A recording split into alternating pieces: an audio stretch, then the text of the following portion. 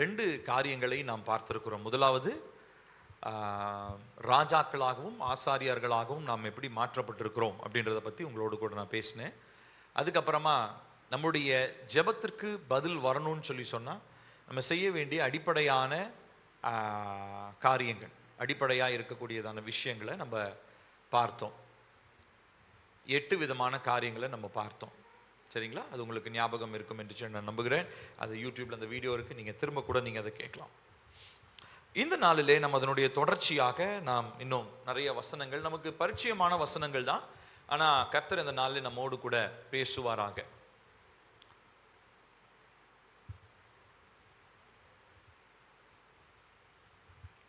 சரி, கவனிப்போம். நீங்கள் முழு கவனத்தோடு நீங்கள் இந்த வசனங்களை நீங்கள் கவனிக்கும்படி உங்களை தாழ்மையாய் நான் கேட்டுக்கொள்கிறேன். சரி, நம்ம எல்லாருக்கும் தெரிஞ்ச ஒரு வசனம் தான். அந்த வசனத்தை நம்ம படிச்சுட்டு நம்ம அதிலிருந்து நம்ம ஆரம்பிக்க போகிறோம். எடுத்து வாசிப்போம். 2 நாளாகமம், வசனம் போடுங்கப்பா. 2 நாளாகமம் 7வது அதிகாரம் 14வது வசனம் வாசிக்கலாமா? என் நாமம், எல்லாம் எடுத்துட்டீங்களா? எல்லாம் எடுத்துட்டீங்களா? சேர்ந்து வாசிப்போம். என் நாமம் தரிக்கப்பட்ட என் ஜனங்கள் தங்களை தாழ்த்தி ஜெபம் பண்ணி என் முகத்தை தேடி தங்கள் பொல்லாத வழிகளை விட்டு திரும்பினால் அப்பொழுது பரலோகத்தில் இருக்கிற நான் கேட்டு அவர்கள் பாவத்தை மன்னித்து அவர்கள் தேசத்திற்கு சேமத்தை கொடுப்பேன் அப்படின்னு சொல்லி. ஸோ முதலாவது நம்ம தேவனுடைய ராஜ்யத்திலையும், தேவனுடைய ராஜ்யத்தில் எப்படி ஜெபிக்கிறது, ராஜாக்களாகவும் ஆசாரியர்களாகவும் மாற்றப்பட்டிருக்கிறோம் அப்படின்னு சொல்லி நம்ம பார்த்தோம். அதே போல நமக்கு ஒரு அதிகாரம் இருக்கிறது. நமக்கு ஒரு அதிகாரம் ஒன்று கொடுக்கப்பட்டிருக்கிறது. அது என்ன அதிகாரங்க? உண்மையா சொல்ல போனா ஜெபிக்க தெரிஞ்சவங்க தான் ஆளுகை செய்யக்கூடிய மனிதர்களாக இருக்கிறாங்க. இந்த உலகத்தை நீ கண்ட்ரோல் பண்றது நிறைய இருக்கலாம், ஆனா கண்ட்ரோல் பண்ணுகிற எல்லா வல்லமைகளுக்கும் மேலாக ஜெபிக்கிற ஒரு மனுஷன் இருந்தானா அவன் எல்லாவற்றையும் என்ன பண்றவனா இருக்கிறாங்க? கட்டுப்படுத்துகிறவனாக இருக்கிறான். So the highest authority a man can receive, ஒரு மனிதன் ஆளுகை செய்வதற்கு உயர்ந்தபட்ச அதிகாரம் அப்படின்னு சொல்லி சொன்னால் அது பிரைம் மினிஸ்டரோ இல்லை பிரசிடென்ட்டோ இது கிடையாது. இது கவர்மெண்ட்டு, நமக்கு கவர்மெண்ட்டில் ஏற்படுத்தப்பட்ட அதிகாரங்கள். ஆனால் அதிகபட்ச அதிகாரம் ஒரு மனுஷனுக்கு கொடுக்கப்படுறது எது தெரியுங்களா? ஜெபம். ஸோ ஜெபம்ன்றது முதலாவது நம்ம அப்படி தான் புரிஞ்சுக்கணும். அதனால தான் ஃபஸ்ட்டு செஷனில் நம்ம பார்த்தோம் என்னதுங்க, நம்ம ராஜாக்களாக ஆசாரியர்களாக மாற்றப்பட்டிருக்கிறோம். அப்போ நம்முடைய ஜெபத்தில் என்ன இருக்கணுங்க? ஒரு அதிகாரம் இருக்குது. அப்போ நம்ம ஜெபிக்கும் போது நமக்கு ஒரு நம்பிக்கை இருக்குது. என்ன அப்படின்னா, ஆளுகை செய்கிற நிறைய வல்லமைகள், கிரியை செய்கிற நிறைய சூழ்நிலைகளுக்கு மேலாக நம்மளால என்ன பண்ண முடியும்? அதிகாரம் செலுத்த முடியும். முடியாது அப்படின்னு இருக்கிற நிலையை முடித்து காட்ட முடியும். ஸோ இப்படி எதிர்மறையாகவோ முடியாது அப்படின்னு சொல்லப்படுற காரியங்களை செய்வதற்கு ஜெபம் நமக்கு போதுமானதாக இருக்கிறது அப்படின்றத நம்ம ஃபர்ஸ்ட் பார்த்தோம். அடுத்ததான் ஒரு சில கண்டிஷன்ஸ் நம்ம பார்த்தோம் போன வாரத்துக்கு முந்தின வாரத்தில். இந்த வாரத்தில் நம்ம அது தொடர்ந்து நம்ம தியானிக்க போகிறோம். அப்புறமா கடைசியாக நம்ம பார்த்து முடித்தோம், நம்ம ஜெபிக்கணும்னு சொல்லி சொன்னால் கர்த்தருடைய வார்த்தையோடு இணைந்து நம்ம ஜெபிக்கணும். தேவ சித்தத்தின்படி கேட்கும் போது தான் கர்த்தர் என்ன பண்றார்? நமக்கு பதில் கொடுக்கிறார் அப்படின்னு சொல்லி பார்த்தோம். அதே மாதிரி இன்னொரு முக்கியமான காரியத்தை சொன்னோம், நம்ம ஜெபிக்கிற எல்லா ஜெபத்துக்கும் பதில் வர்றதில்லை. எதை கர்த்தர் பிரதானப்படுத்துறாருங்க? தேவன் நாம மகிமைக்காக எதை நம்ம கேட்கிறோமோ அதுக்காக தான் கர்த்தர் என்ன பண்றாரு? பதில் கொடுக்கிறார். அப்போ இந்த காரியங்கள்லாம் நான் பார்த்தோம். அதுக்கப்புறம் தேவ சித்தம்னா என்ன அப்படின்றத பத்தி ஏற்கனவே போன டைம்ல நான் பேசினேன். சரி, இப்போ நம்ம என்ன பண்ண போறோம்னா, இப்போ இதுவரை நாம் கற்றுக்கொண்ட இந்த 3 காரியங்கள், முதலாவது ராஜாக்களும் ஆசாரியர்கள், அடுத்ததான் முக்கியமான அடிப்படையான காரியங்கள், அதாவது ஜெபத்திற்கு பதில் வர்றதுக்கு அடிப்படையான கண்டிஷன்ஸ் என்னன்னு பார்த்தோம். அடுத்து 3வதா கர்த்தருடைய வார்த்தையோடு இணைந்து ஜெபிக்கிறதான ஜெபங்களை குறித்து பார்த்தோம். இப்போ இதை நம்ம ஒரு குறிப்பிட்ட வசன பகுதியோடு நாம் நடைமுறைப்படுத்தி பிராக்டிக்கலாக நம்ம என்ன பண்ண போறோம்னா நம்ம செய்ய போகிறோம். எடுத்து வாசிப்போம். 1 தீமோத்தேயு 2வது அதிகாரம் 1லிருந்து 4 வசனங்கள் சேர்ந்து வாசிப்போம். எடுத்துட்டீங்களா? 1 தீமோத்தேயு 2, 1-4. நான் பிரதானமாய் சொல்லுகிற புத்தி என்னவெனில், எல்லா மனுஷருக்காகவும் ஜெபங்களையும் வேண்டுதல்களையும் ஸ்தோத்திரங்களையும் பண்ண வேண்டும். பக்தியோடும் நல்லொழுக்கத்தோடும் கலகமில்லாமல் அமைதலுள்ள ஜீவனம் பண்ணும்படிக்கு அதிகாரமுள்ள யாவருக்காகவும் அப்படியே செய்ய வேண்டும். நம்முடைய இரட்சகராகிய தேவனுக்கு முன்பாக அது நன்மையும் பிரியமுமாயிருக்கிறது. எல்லா மனுஷரும் ரட்சிக்கப்படவும் சத்தியத்தை அறிகிற அறிவை அடையவும் அவர் சித்தம் உள்ளவராக இருக்கிறார். சரி, இப்போ இந்த வசனத்தை நம்ம பொதுவாக நம்ம எப்போ பயன்படுத்துவோம் அப்படின்னா, நம்ம தேசத்துக்காக ஜெபம் பண்ணுறது. இப்போ எலெக்ஷன் டைம் வந்தது, அந்த டைமில் என்ன பண்ணோம்? எலெக்ஷன் டைமில் மாத்திரம்தான் நிறைய பேர் தேசத்துக்காக ஜெபம் பண்ணுவாங்களே. அதுக்கப்புறம் தேசமாவது ஒன்றாவது என்னத்துக்கு ஜெபம் பண்ணி என்ன, அதை நாங்கள் ஜெபம் பண்ணோம், அவர் வந்துட்டார் திரும்ப ஜெபம் பண்ணி என்ன நடக்க போகுதுன்னு சொல்லிட்டு நிறைய பேர் என்ன பண்ணுறது இல்லை, தேசத்திற்காக ஜெபிக்கிறது கிடையாது. யாருமே அதுக்கு இன்ட்ரெஸ்ட் கிடையாதுங்க ஆக்சுவலி, இல்லையா? அதாவது நம்ம சொந்த பிரச்சனையை எல்லாரும் என்ன பண்ணுவோம், ஏன்னா நமக்கு இருக்கிற பிரச்சனை நமக்கு தான் தெரியும், அதனால என்ன பண்ணுவோம், விழுந்து விழுந்து ஜெபம் பண்ணுவோம். ஆனால் தேசத்துக்காக ஜெபம்னு சொல்லுங்க, யாரோ ஜெபம் பண்ணுவாங்களா? யாரோ வராங்க, நமக்கு என்ன அப்படின்னு தான் நம்ம என்ன பண்றது இல்லைன்னா, இந்த இடத்துல நம்மளுடைய கவனம் தேசத்துக்காக ஜெபிக்கும் போது நம்ம யாரும் கவனம் கொடுத்து கவனிக்கிறதே கிடையாது. ஆனால் இந்த வசனத்தை நீங்க நல்லா கொஞ்சம் கவனிச்சு பாருங்க. அதாவது நீங்களும் நானும் அமைதலுள்ள கலகம் நல்லொழுக்கத்தோடு பக்தியோடு கலகம் இல்லாமல் அமைதலுள்ள ஜீவனம் பண்ணும்படிக்கு ராஜாக்களுக்காகவும் அதிகாரமுள்ள யாவருக்காகவும் ஜெபிக்கணும். நம்மெல்லாம் பிரைம் மினிஸ்டருக்கு எத்தனை பேர் நீங்கள் ஜெபம் பண்ணுறீங்க? 1-2 பேர் நீங்கள் உண்மையாக ஓகே, உண்மையாக ஒருத்தர் 2 பேர் ஜெபம் பண்ணலாம். உண்மையாக சொல்ல போனால் இந்த வசனத்தை நான் இது பண்ணும்போது கர்த்தர் என்கிட்ட பேச, ஏன்னா நான் ஜெபம் பண்ணதில்லை, நான் உண்மையை ஒத்துக்கிறேன். நான் எப்பயாவது நமக்கு ஞாபகம் வர்றப்போ ஜெபம் பண்ணுவோம்.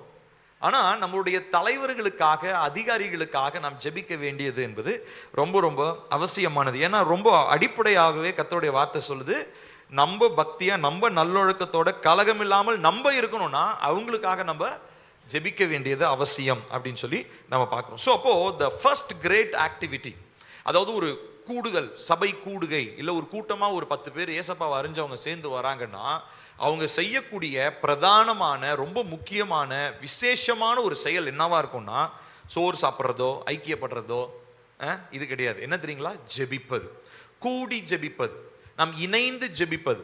இப்போ நம்ம வெள்ளிக்கிழமையில நம்ம இரவுல இணைந்து ஜெபிக்கிறோம் இல்லைங்களா? ஸோ இந்த மாதிரி நம்ம இணைந்து ஜெபிக்கும் போது அதிலே ஒரு வல்லமை இருக்கிறது. தனியாக நம்ம ஒருத்தர் ஒரு காரியத்துக்காக ஜெபம் பண்ணுறது வேற, ஆனால் நம்மளோடு ஒருமனப்பட்டவர்களாய் ஒரே எண்ணமுடையவர்களாக கூட்டமாக இணைந்து ஜெபிக்கிறது வேறு.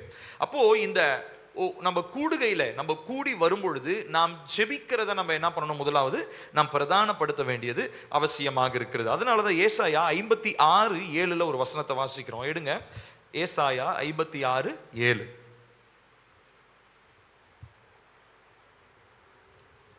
வாசிப்போமா?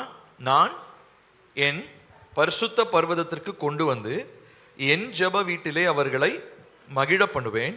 அவர்களுடைய சர்வாங்க தகனங்களும் அவர்களுடைய பலிகளும் என் பலிபீடத்தின் மேல் அங்கீகரிக்கப்பட்டிருக்கும். என்னுடைய வீடு சகல ஜனங்களுக்கும் ஜெப வீடு என்னப்படும். இப்போ ரீசெண்டா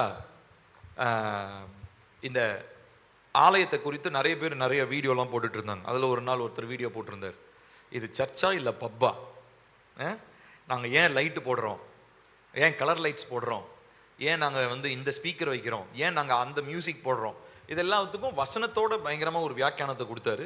அது முற்றிலும் வேதத்திற்கு புறம்பானது. ஆனால் நீங்கள் நல்லா கவனிக்கணும், கர்த்தருடைய பிள்ளைகள் கூடி வருகிற இடத்திற்கு ஒரே ஒரு அடையாளம் தான். என்ன தெரியுங்களா? It is a prayer house. சொல்லுங்க, என்னதுங்க? ஜெப வீடு. சொல்லுங்க, ஜெப வீடு. இப்போ இந்த சிமிர்னா ஆலயம் இருக்கு இல்லையா, இந்த சிமிர்னா ஆலயத்தில் நம்ம நிறைய விஷயம் பண்ணுறோம். திருவிருந்தப்போ நம்ம என்ன பண்ணுறோம்? சாப்பாடு சாப்பிட்றோம், பந்தியில் கர்த்தருடைய பந்தியில் பங்கெடுக்கிறோம், யூத் மீட்டிங் நடக்குது, எத்தனையோ செயல்பாடுகள் நடக்கிறது. ஆனால் இந்த கட்டிடத்திற்கு ஒரு முக்கியத்துவம் அப்படின்னா, இந்த கட்டிடத்தில் இணைந்து ஜெபிக்கும் பொழுது, ஏனென்று சொன்னால் கர்த்தருடைய பிள்ளைங்க கூடி வர்ற எல்லா இடத்தையும் கர்த்தர் என்னவா தான் பார்க்குறாரு? ஜெப வீடாக கர்த்தர் பார்க்கிறார். நான் சொல்றது புரியுதுங்களா உங்களுக்கு? ஸோ இப்போ வேற எதுவுமே நம்முடைய அலங்காரமாக இங்கே இருக்கிறது இல்லை. நம்ம வேற கலர் லைட்டோ எதுவுமே போடல. நம்மளுடைய அதாவது நம்ம வசதியை ஆராதிக்கிறதுக்கு ஒரு சில வசதிகளை ஏற்படுத்தி கொள்ளலாம். ஆனால் இந்த ஆலயத்துக்கு பிரதானமாக இருக்க வேண்டியது என்னவா தான் இருக்கணும்? பிரதானமான அந்த ஈர்ப்பு என்னவா தான் இருக்கணும்? ஜெபம். எப்படிப்பட்ட ஜெபம்? இணைந்து கூடி ஜெபிப்பது, மக்கள் இணைந்து ஜெபிப்பது. நான் சொல்றது புரியுதுங்களா உங்களுக்கு? ஸோ இதே வசனத்தை தான் ஆண்டவராகிய இயேசு கிறிஸ்துவும் அந்த தேவாலயத்திலிருந்து அந்த புறா விற்கிறவங்க காசுக்காரங்களை அடிச்சு துரத்தினார் இல்லைங்களா? அப்ப என்ன வசனத்தை சொன்னாரு? என்னுடைய வீடு ஜெப வீடு என்னப்படும், ஆனால் நீங்களோ அதை கல்லர் குகையாக்கினீர்களே அப்படின்னு சொல்லி. ஸோ அப்போ இதுக்காக இங்கே பிரசங்கம் இருக்காது அப்படிலாம் கிடையாது, எல்லாமே இருக்கும். ஆனால் பிரதானமானது என்னதுங்க? தேவ பிள்ளைகள் கூடி வரும்பொழுதோ இல்லை கூடி வருகிற இந்த சபை அப்படின்ற இடத்துல பிரதானமாக செய்யப்படுறது என்னதுங்க? ஜெபம், பிரேயர் அப்படின்றது தான் ரொம்ப முக்கியமானது. பாருங்க, இப்போ நாம் புரிந்து கொள்ள வேண்டிய ஒரு காரியம் என்ன அப்படின்னு சொல்லி சொன்னா, கர்த்தருடைய பிள்ளைகளா நம்ம ஜெபிக்க கூடி வரும்பொழுது இது என்ன நடக்குது அப்படின்னா, நல்லா கவனிக்கணும். அந்த கடைசி பகுதி பாருங்க, சகல ஜனங்களுக்கும். கடைசி லைன்ல பாருங்க, கடைசி லைனுக்கு முந்தின லைன் சகல ஜனங்களுக்கும் அப்படின்னா என்ன அர்த்தம்? இது வெறுமனே இஸ்ரவேலர்களுக்கு மாத்திரம் கிடையாது, இல்ல வெறுமனே எருசலேமில் இருந்தவங்களுக்கு மாத்திரம் கிடையாது. இந்த பூமியில எந்த குலம், எந்த கோத்திரம், அவன் கருப்பனா இருக்கலாம், வெள்ளையா இருக்கலாம், ஆப்பிரிக்காக்காரனா இருக்கலாம், அவன் ஏசியாக்காரனா இருக்கலாம், யாராக இருந்தாலும் அவங்க எல்லாருக்குமே தேவன் வாசம் பண்ணுகிற இடம் எப்படிப்பட்ட இடமா இருக்குதுங்க? ஜெப வீடாக இருக்கிறது. நான் சொல்றது உங்களுக்கு புரியுதுங்களா? ஸோ அப்போ இந்த ஜெபம் அப்படின்ற ஒரு கான்செப்டை ஜீசஸ் சகல ஜனங்களையும் ஒரு கூட்டத்தில் இணைக்கிறதுக்கு முன்னாடியே சகல ஜனங்களும்ன்ற ஒரு கான்செப்டை தீர்க்க தரிசனமா ஏசாயா என்ன பண்ணிட்டாருங்க? சொல்லிட்டாரு. அப்படின்னா என்ன அர்த்தம்? இஸ்ரவேல் மாத்திரம் ஜெபிக்கிறத அவர் விரும்பல. நீங்க நமக்கும் இஸ்ரவேலுக்கு ஏதாவது சம்பந்தம் இருக்கா? கிடையாது. நமக்கு ஆபிரகாமுக்கு ஏதாவது சம்பந்தம் இருக்குதா? இல்ல. ஆனா நம்மளையும் இந்த ஜெப கூடுகையில இணைக்கும்படியாக கர்த்தருடைய சித்தம் ஆதி காலம் முதலே இருந்தது. நான் சொல்றது புரியுதுங்களா உங்களுக்கு? சோ ஜெபம் என்பது கர்த்தர் நம்மிடத்துல எதிர்பார்க்கிற ஒரு காரியம். தேவ பிள்ளைகளா நம்மளுடைய பேசிக்கான அடிப்படையான ஒரு தகுதி என்ன அப்படின்னா ஜெபம். நீங்க தனியா இருந்தாலும் சரி, நீங்க கூட்டமா 10 பேர் சேர்ந்திருந்தாலும் சரி, அடிப்படையாக நமக்கு இருக்கக்கூடியது என்னதுங்க? ஜெபம். நாம் கூடி வருகிற இடத்திற்கு பேர் என்னது? ஜெப வீடு. புரியுதுங்களா உங்களுக்கு? இந்த அவுட்லைனை நீங்க புரிந்து கொள்ள வேண்டும். இப்போ அடுத்தது நாம் பார்க்க வேண்டிய ஒரு காரியம் என்ன அப்படின்னு சொல்லி சொன்னா, இப்போ நம்ம எல்லாரும் ஜெபிக்கிறவங்களா கூடி வந்திருக்கிறோம். இப்போ எதை நம்ம மையப்படுத்துறோம் அப்படின்னா, தேவனுடைய சித்தத்தை நம்ம என்ன பண்றோம்? மையப்படுத்துறோம். அதனாலதான் பரமண்டல ஜெபத்தை ஏசப்பா சொல்லி கொடுக்கும்போது என்ன சொன்னாருங்க? பரமண்டலங்கள் பிதாவே, உம்முடைய நாமம் பரிசுத்தப்படுவதாக, உம்முடைய ராஜ்யம் வருவதாக, உம்முடைய சித்தம் பரமண்டலத்திலே செய்யப்படுவது போல பூமியிலும் செய்யப்படுவதாக. ஸோ அப்போ என்னன்னா, பேசிக்கா நம்ம ஒரு எக்ஸ்டென்ஷன் ப்ரோக்ராம்னு சொல்லுவாங்க. எக்ஸ்டென்ஷன் என்ன அர்த்தம்?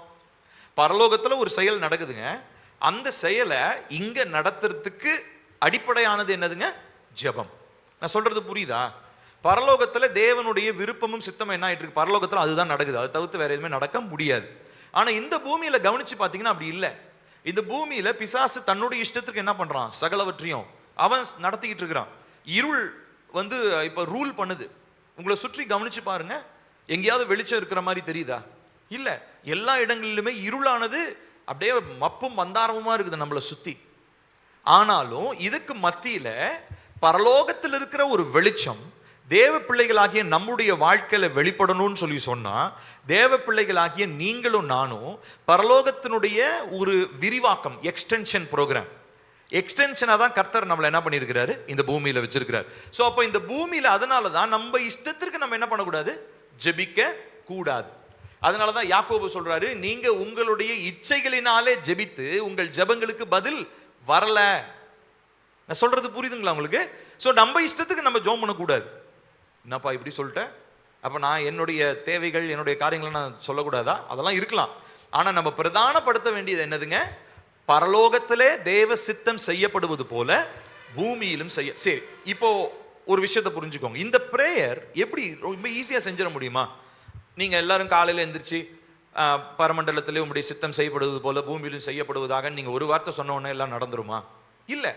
அப்போ இதை நம்ம என்ன பண்ணணும்னா, நம்ம பலவந்தம் பண்ண வேண்டியதாக இருக்குது. we should reinforce என்ன அர்த்தம்னா, கட்டாயப்படுத்தி கர்த்தருடைய சித்தத்தை நம்மளுடைய வாழ்க்கையில, குடும்பத்துல, பிள்ளைகளுடைய வாழ்க்கையில நம்ம என்ன பண்ணணுமா? கட்டாயப்படுத்தணும். கட்டாயப்படுத்துறதுன்னா என்னதுங்க? சொல்லுங்களேன். கட்டாயப்படுத்துறதுன்னா என்னது? ஃபோர்ஸ் பண்றது. அதாவது அவங்களுக்கு அது விருப்பம் இல்லை. இப்ப என்னுடைய வாழ்க்கையில் இருக்கிற சூழ்நிலையை பார்த்தீங்கன்னா, கர்த்தர் தலையிடுற மாதிரி எதுவுமே எனக்கு தெரியல. எல்லாமே இருளா தான் இருக்குது. பொருளாதாரம் இருளா இருக்குது, எதிர்காலம் கேள்விக்குறியா இருக்குது. ஆனா தேவ பிள்ளையாகிய நான் என்ன பண்றேன்னா அந்த ஒரு ஜெபத்தை ஒரு லைன் மட்டும் பண்ணிட்டு விட்டுறேன். என்னது? உம்முடைய சித்தம் பரமண்டத்தில் செய்யப்படுவது போல பூமியிலும் விட்டுறேன், அவ்வளவுதான். ஆனா ரொம்ப முக்கியமானது, நான் அதை கட்டாயப்படுத்துறது இல்லை. எதை கட்டாயப்படுத்தணும்? தேவனுடைய சித்தத்தை நம்ம ஃபோர்ஸ் பண்ணணும். ஏன்னா நம்ம வாழ்றது பரலோகத்துல இல்லை, நம்ம இன்னும் எங்க தான் வாழ்றோம்? பாவம் நிறைஞ்ச பூமியில தான் வாழ்றோம். இந்த பூமி தேவ சித்தத்தை என்ன பண்ணாது? ஏற்றுக்கொள்ளாது. இந்த பூமி இருளாக நிறைந்திருப்பதனாலே கர்த்தருடைய வெளிச்சத்தை ஏற்றுக்கொள்ளுகிற மனது இந்த பூமிக்கு கிடையாது, இந்த சொசைட்டிக்கு கிடையாது, நம்ம சுற்றி இருக்கிற மனிதர்களுக்கு கிடையாது. அப்போ நம்ம என்னதான் பண்ணி ஆகணும்? தேவனுடைய சித்தம் நடக்கணும்னா நம்ம ஃபோர்ஸ் பண்ணணும், நம்ம வந்து கட்டாயப்படுத்தணும். ஒரு காரியத்தை நிறைவேறும்படியாக நம்ம வெறுமனே ஒரு ஜெபத்தில் அது மாறாது. அதனால தான் நம்ம நிறைய பேர் வந்து என்ன பண்றோம்? வார்ஃபேர் பிரேயர் பண்றோம், யுத்த ஜெபம் பண்றோம். யுத்த ஜெபம் பண்ணும்போது நம்ம என்ன பண்றோம்? கர்த்தருடைய சித்தத்தை ஃபோர்ஸ் பண்றோம், கர்த்தருடைய சித்தத்தை கட்டாயப்படுத்துறோம். எதுக்குள்ள? நம்ம வாழ்க்கையை சுற்றி இருக்கிறதான சூழ்நிலைகளுக்குள்ள. ஸோ இன்னையிலிருந்து நீங்க என்ன பண்ண போறீங்கன்னா, நீங்க உங்களுடைய ஜெபத்துல ஒரு வார்த்தையை நீங்க என்ன பண்ண போறீங்க? பயன்படுத்த போறீங்க. என்ன வார்த்தை தெரியுமா? கர்த்தாவே, என்னுடைய வாழ்க்கையில என்னை சுற்றி இருக்கிற சூழ்நிலையில உங்களுடைய சித்தத்தை நீங்க என்ன பண்ணுங்க? கட்டாயப்படுத்துறேன். நான் இப்ப இயேசுவின் நாமத்தினாலே கர்த்தருடைய சித்தம் தான் என் வாழ்க்கையில நடக்கணும். சும்மா ஒரு வார்த்தையில சொல்லிட்டு போறது இல்லை, நான் அதை ஃபோர்ஸ் பண்ணணும். நான் சொல்றது புரியுதுங்களா உங்களுக்கு? ஸோ இந்த ஒரு ஆட்டிடியூட், இந்த ஒரு மனநிலை நமக்கு அவசியமாக இருக்கிறது. அப்போ இவ்விதமாய் நாம் ஜெபிக்கிறவர்களாய் ஜெப வீட்டிலே நாம் கூடி வரும் பொழுது கர்த்தருடைய சித்தத்திற்காக நாம் ஜெபிக்கிறவர்களாக நாம் இருக்கிறோம். இப்போ பாருங்க, அதுதான் இந்த வசனத்தில் நாம் வாசிக்கிறோம் இல்லைங்களா? அதாவது இந்த 1 தீமோத்தேயு 2 வாசிச்சோம் இல்லைங்களா? பக்தியோடும் நல்லொழுக்கத்தோடும் கலகமில்லாமல் அமைதலுள்ள ஜீவனம் பண்ணும்படிக்கு ராஜாக்களுக்காகவும் அதிகாரம் உள்ள யாவருக்காகவும் அப்படியே செய்ய வேண்டும். இது வந்து வெறுமனே எலெக்ஷன் டைம்ல அந்த மாதிரி டைம்ல மட்டும் தான் நிறைய நேரம் நம்ம என்ன பண்ணிட்டு இருக்கிறோம்? நம்ம செஞ்சிட்டு இருக்கோம். ஆனா அது மிகவும் மிகவும் மிகவும் தவறான ஒரு காரியம். கர்த்தர் இந்த வசனங்களை நான் ப்ரிப்பேர் பண்ணும்போது கர்த்தர் என்கிட்ட பேசினார். நான் அதுல குறை உள்ளவன். நான் தேசத்திற்காக, அதிகாரிகளுக்காக நான் ஜெபிக்கிறதுல வந்து உண்மையாலுமே நான் ரொம்ப ரொம்ப குறைவான மனுஷன்தான்.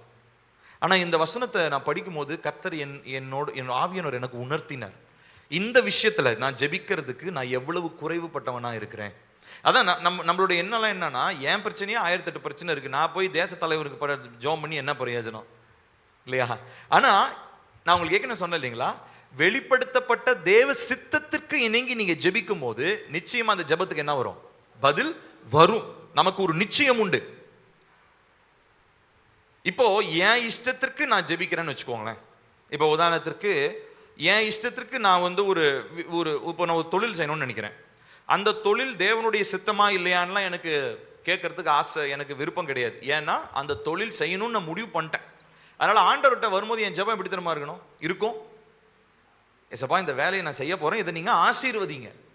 ஆனா அதுக்கு முன்னாடி இப்போ என்ன கேட்கறது இல்லை, இது உங்களுடைய சித்தமா?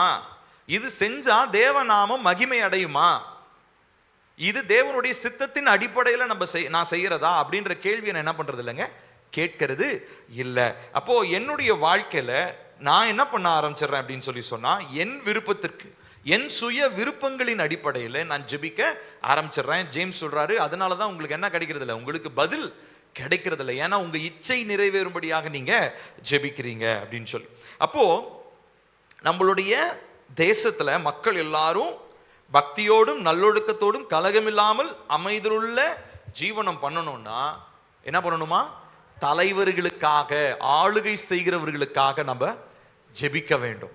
இது வந்து ரிவீல்டு வில் ஆஃப் காட். கர்த்தருடைய சித்தம் இதுதான் என்ன பண்ணப்பட்டிருக்கு, கர்த்தருடைய வார்த்தையில வெளிப்படுத்தப்பட்டிருக்கு. அப்போ இன்னைக்கு நம்ம தேசத்துல சமாதானம் வரணும், நல்லா இருக்கணும், எல்லாரும் நல்லா இருக்கணும் அப்படின்னு நம்ம ஜெபம் பண்றது சும்மா அது வாய்ப்பேச்சு தான்.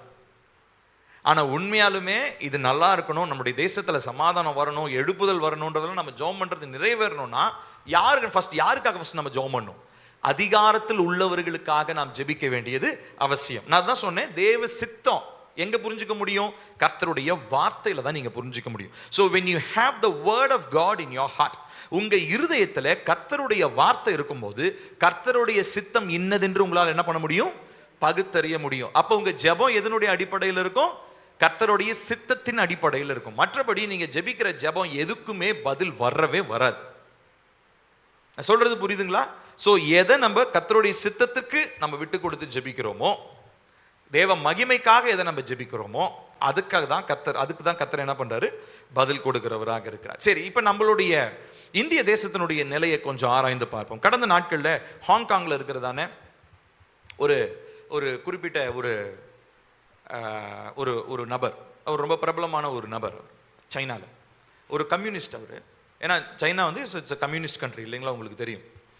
அங்க வந்து அவரும் இந்த பக்கம் வந்து அமெரிக்காவை சேர்ந்ததான இன்னொரு பிரபலமான ஒரு மனிதர், ரெண்டு பேருமே வந்து பார்த்தீங்கன்னா ரொம்ப பிரபலமான அரசியல்வாதிங்க. அவங்க ரெண்டு பேரோட இன்டர்வியூவை நான் பார்த்தேன், கவனிக்கணும். இதில் இந்த ஹாங்காங்கில் இருக்கிறதான அந்த அரசியல்வாதி அவர் சொல்கிறாரு, எங்களுடைய தேசத்தில் ஹாங்காங் எங்கள் சிட்டியில் இரவு 2 மணிக்கு கூட ஒரு பெண் தைரியமாக வெளியில் போய் வர முடியும், எந்த இடத்துலையும் எங்கனாலும் சரி. இந்த பக்கம் அமெரிக்காவில் இருக்கிறதான அவர் சொல்றாரு, அமெரிக்கா பெரிய வளர்ந்த தேசம்னு சொல்றாங்க, ஆனா இன்னும் பெண்களுக்கு குழந்தைகளுக்கு என்ன கிடையாது, பாதுகாப்பு கிடையாது. இப்போ பாருங்களேன், இது ரெண்டையுமே நீங்க யோசிச்சு பார்க்கணும். இந்த பக்கம் கம்யூனிசம், அது இங்க அமெரிக்க தேசம் பார்த்தீங்கன்னா அவங்க ரூபான் நோட்ல இன் காட் வி ட்ரஸ்ட், நாங்கள் தேவனை நம்புகிறோம்னு ரூபான் நோட்ல அச்சடிச்சு வச்சிருக்கிறான். ஆனா அந்த ஊர்ல என்ன இல்லை, பெண்களுக்கு பாதுகாப்பு இல்லை. இங்க கடவுளே இல்லைன்னு சொல்ற ஒரு நாடு, அங்க பாத்தீங்கன்னா பெண்களுக்கு என்ன இருக்குது, பாதுகாப்பு இருக்குது. சிறு பிள்ளைகள் தைரியமா போறாங்க வராங்க. இப்போ இந்த இந்த இன்டர்வியூவை நான் பார்க்கும்போது எனக்கு ரொம்ப ஆச்சரியமா இருந்தது. பாருங்களேன், அதாவது இன்னைக்கு நமக்கு இந்த காரியங்கள்லாம் நம்மளுடைய சிந்தைக்கு எட்டவே மாட்டேனுது. இன்னைக்கு அமெரிக்கா வந்து ஒரு இன் காட் வி ட்ரஸ்ட், தேவனை நம்புகிற நாங்கள் அப்படின்னு அவங்க ரூபாய் நோட்லலாம் போட்டிருந்தாலும் இன்னும் அவர்களிடத்திலே தேவனுடைய முழுமையான ஆளுகை இல்லைன்னு தான் நம்மளால பார்க்க முடியுது. ஆனா இங்க மனுஷனாலே நடத்தப்படுகிற ஒரு ஆளுகை கம்யூனிசம், அங்க என்ன நடக்குது, பயங்கரமான ஒரு பாதுகாப்பு இருக்கிறத நம்ம பார்க்கிறோம். என்ன அப்படின்னா, இந்த காரியங்களிலே நாம் புரிந்து கொள்ள வேண்டியது நம்மளுடைய சமுதாயம், how corrupted is our society. நம்முடைய சமுதாயம் இந்த அளவுக்கு என்ன பண்ணப்பட்டிருக்குதுங்க, ரொம்ப மோசமா இருக்குது. அதுக்காக சைனா வந்து ரொம்ப நல்ல கண்ட்ரியா அப்படின்னு சொன்னா கிடையாது. இயேசுவை ஏற்றுக்கொள்ளாத எந்த இடமுமே நல்லதுன்னு நம்ம சொல்ல முடியாது. ஆனா நீங்க சொசைட்டியில நடக்கிறதான மாற்றங்களை கொஞ்சம் கவனிச்சு பாருங்க. இந்தியாவை எடுத்து பார்ப்போம். நம்ம இந்தியாவில் எவ்வளோ கொடுமைகள் நடக்கிறது இல்லைங்களா, பெண்களுக்கு எவ்வளோ பாதுகாப்பற்ற தன்மை, சிறு குழந்தைகள் கடத்தப்படுகிறார்கள், பாலியல் பலாத்காரம் நடக்கிறது. இப்படி இத்தனை காரியம் நடக்கிறதுக்கு காரணம் என்னங்க, சொசைட்டியில ஒரு மாற்றம் என்பது இல்லவே இல்லை. சொசைட்டியில மாற்றம்னு இருக்குது, ஆனா அந்த மாற்றம் எதை நோக்கி போயிட்டு இருக்குதுங்க, அழிவை நோக்கி போய் கொண்டு இருக்கிறது. அப்போ நம்ம சுற்றி இருக்கிறதான காரியங்களை நம்ம வாழ்க்கையில ஃபர்ஸ்ட் நம்ம வாழ்க்கையில இருந்து ஆரம்பிச்சு நம்ம சுற்றி இருக்கிற காரியங்கள் எல்லாமே மாற்றப்படணும்னா அதுக்கு தேவன் சொல்லுகிற அடிப்படையான ஒரு ஆலோசனை என்ன, ஃபர்ஸ்ட் உன்னுடைய தேசத்தினுடைய அதிகாரிகளுக்காக, தலைவர்களுக்காக நீ ஜெபிக்க வேண்டியது அவசியமாக இருக்கிறது என்று சொல்லி கர்த்தர் சொல்லுகிறார். பாருங்க, அந்த வசனத்தில் நம்ம வாசிக்கிறோங்களா, இது அந்த 2 தீமோத்தேயு 2வது அதிகாரம் பாருங்க. நம்முடைய இரட்சகராகிய தேவனுக்கு முன்பதாக, வாசிப்போம் எல்லாரும் சத்தமா வாசிங்க. நம்முடைய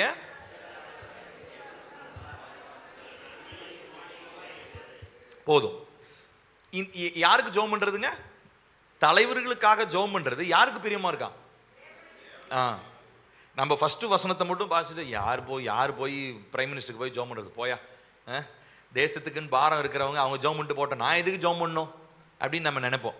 ஆனா கீழே அடுத்த வசனம் நம்ம கவனிக்காம விட்டுட்டோம். 3வது வசனம், நம்முடைய இரட்சகராகிய தேவனுக்கு முன்பதாக அது நன்மையும் பிரியமுமாய் இருக்கிறது. அப்போ கர்த்தர் நம்மிடத்துல அதை எதிர்பார்க்கிறார். அப்போ இது தேவனுடைய சித்தமாக இருக்கிறது. எதுங்க, நம்முடைய ராஜ்யம், நம்மளுடைய பூமியில, நம்ம இந்தியாவில், நம்ம தேசத்தில் இருக்கிறதான கவர்மெண்ட் பாதுகாப்பான நேர்த்தியான ஒரு ஆளுகை செய்யணுன்றது யாருடைய சித்தம், தேவனுடைய சித்தம். ஆனா இன்னைக்கு அப்படியே இருக்குது, நம்மளுடைய சொசைட்டியில நம்மளுடைய கவர்மெண்ட் அப்படியே இருக்குது இல்ல. கவர்மெண்ட்டை சுத்தி டார்க்னஸ், இருள் சூழ்ந்து இருக்கிறது. கவர்மெண்ட்டை சுத்தி போடுறதான சட்டத்திட்டங்கள் ஏதோ ஒரு குறிப்பிட்ட மக்களுக்கு மாத்திரம்தான் சாதகமா இருக்குது. டெமோக்ராட்டிக் கண்ட்ரி அப்படின்னு சொல்லி நம்மளுடைய தேசத்தை என்ன பண்ண முடியாது, சொல்ல முடியாது. உண்மையாலுமே இது குடி உரிமை பெற்ற தேசமா இல்ல ராஜாக்கள் காலத்தில் இருந்த தேசமான்னு தெரியல. இப்போ அந்த மாதிரி இப்போ ஆகிப்போச்சு. கரெக்டுங்களா? அப்போ இதெல்லாம் நடக்கிறதுக்கு காரணம் என்ன அப்படின்னா, தேவ பிள்ளைகள் ஆகிய நீங்களும் நானும் தேசத்திற்காக, அதிகாரிகளுக்காக ஜெபிப்பதை என்ன பண்ணிட்டோம்? நம்ம தவறி விட்டுட்டோம். நம்ம அதை ஜெபிக்கிறது இல்லை. இன்ஃபேக்ட் அது என்னைக்கோ ஒரு நாள் நம்ம ஏதோ எலெக்ஷன் நடக்கும் போது, ஏதாவது அதிகாரிகள் வரும்போது, தேசத்தில் பெரிய குழப்பம் வந்தால் மாத்திரம்தான் அந்த ஜெபம் வருதே ஒழிய, இந்த ஜெபம்ன்றது தேவனுடைய சித்தம்ன்றதை நம்ம என்ன பண்ணல, புரிந்து கொள்ளவில்லை. நான் சொல்றது புரியுதுங்களா உங்களுக்கு? ஏன் கண்ட்ரிக்காக ஜெபம் பண்ணணும், கண்ட்ரிக்காக ஜெபம் பண்ணணும் ஏன் இவ்வளவு முக்கியத்துவப்படுத்துறேன்னா, ஏன்னா அது கர்த்தருடைய வார்த்தையில வெளிப்படுத்தப்பட்ட தேவனுடைய சித்தமாக இருக்கிறது. அப்போ தேவ சித்தத்தின்படி ஜெபிக்கும் பொழுது கண்டிப்பா ஜெபத்துக்கு என்ன வரும்? பதில் வரும். அந்த பதில் வரும் பொழுது அதுக்கு அது நடக்கக்கூடிய நன்மைகளை குறித்து இங்க பவுல் சொல்றாரு. எப்படி இருக்குமா? சகலவித பக்தியோடும் நல்லொழுக்கத்தோடும் கலகம் இல்லாமல் அமைதலுள்ள ஜீவனம் நம்மளால பண்ண முடியும். எப்பப்பா இந்த ஊர்ல வாழவே முடியாதுப்பா, கொடுமையான ஊருப்பா அப்படின்னு நம்ம சொல்றதை விட்டுட்டு என்ன பண்ணணுமா? நம்ம தேசத்தினுடைய அதிகாரிகளுக்காக நம்ம ஜெபிக்கணும். அப்போ சூழ்நிலைகள், நம்மளுடைய தேசத்தில் இருக்கிறதான சூழ்நிலைகளை மாற்ற முடியுமா? சொல்லுங்க, மாற்ற முடியுமா முடியாதா? சொல்லுங்களேன். முடியும். எங்க தேசம் நல்லா இருந்தா தானே நீங்க நல்லா இருப்பீங்க. இந்தியா விட்டு வெளியே இருக்கிறீங்க நீங்க. இந்தியாவில் இருக்கிற எல்லா சட்டத்திட்டங்களும் நமக்கு பொருந்தும். கரெக்டா? அப்போ இந்தியா அரசாங்கத்தில் என்ன நடந்தா எனக்கு என்ன? நான் பாட்டுக்கு என் வேலையை அப்போ உங்க வேலையெல்லாம் பார்க்க முடியாது. அப்போ நம்மளுடைய வாழ்க்கையில என்ன நடக்குதுன்னா, நம்ம வேற அரசாங்கம் வேறன்னு நம்ம நினைச்சுக்கிறோம். கிடையாது. நமக்காக தான் கர்த்தர் அரசாங்கத்தை என்ன பண்ணியிருக்கிறாரு? கொடுத்திருக்கிறார்.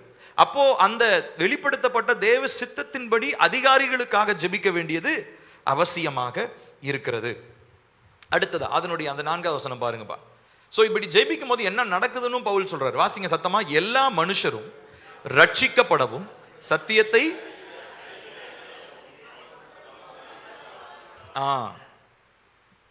பாருங்க. இது ரொம்ப அல்டிமேட்டான ஒரு வசனம்னு சொல்லலாம்.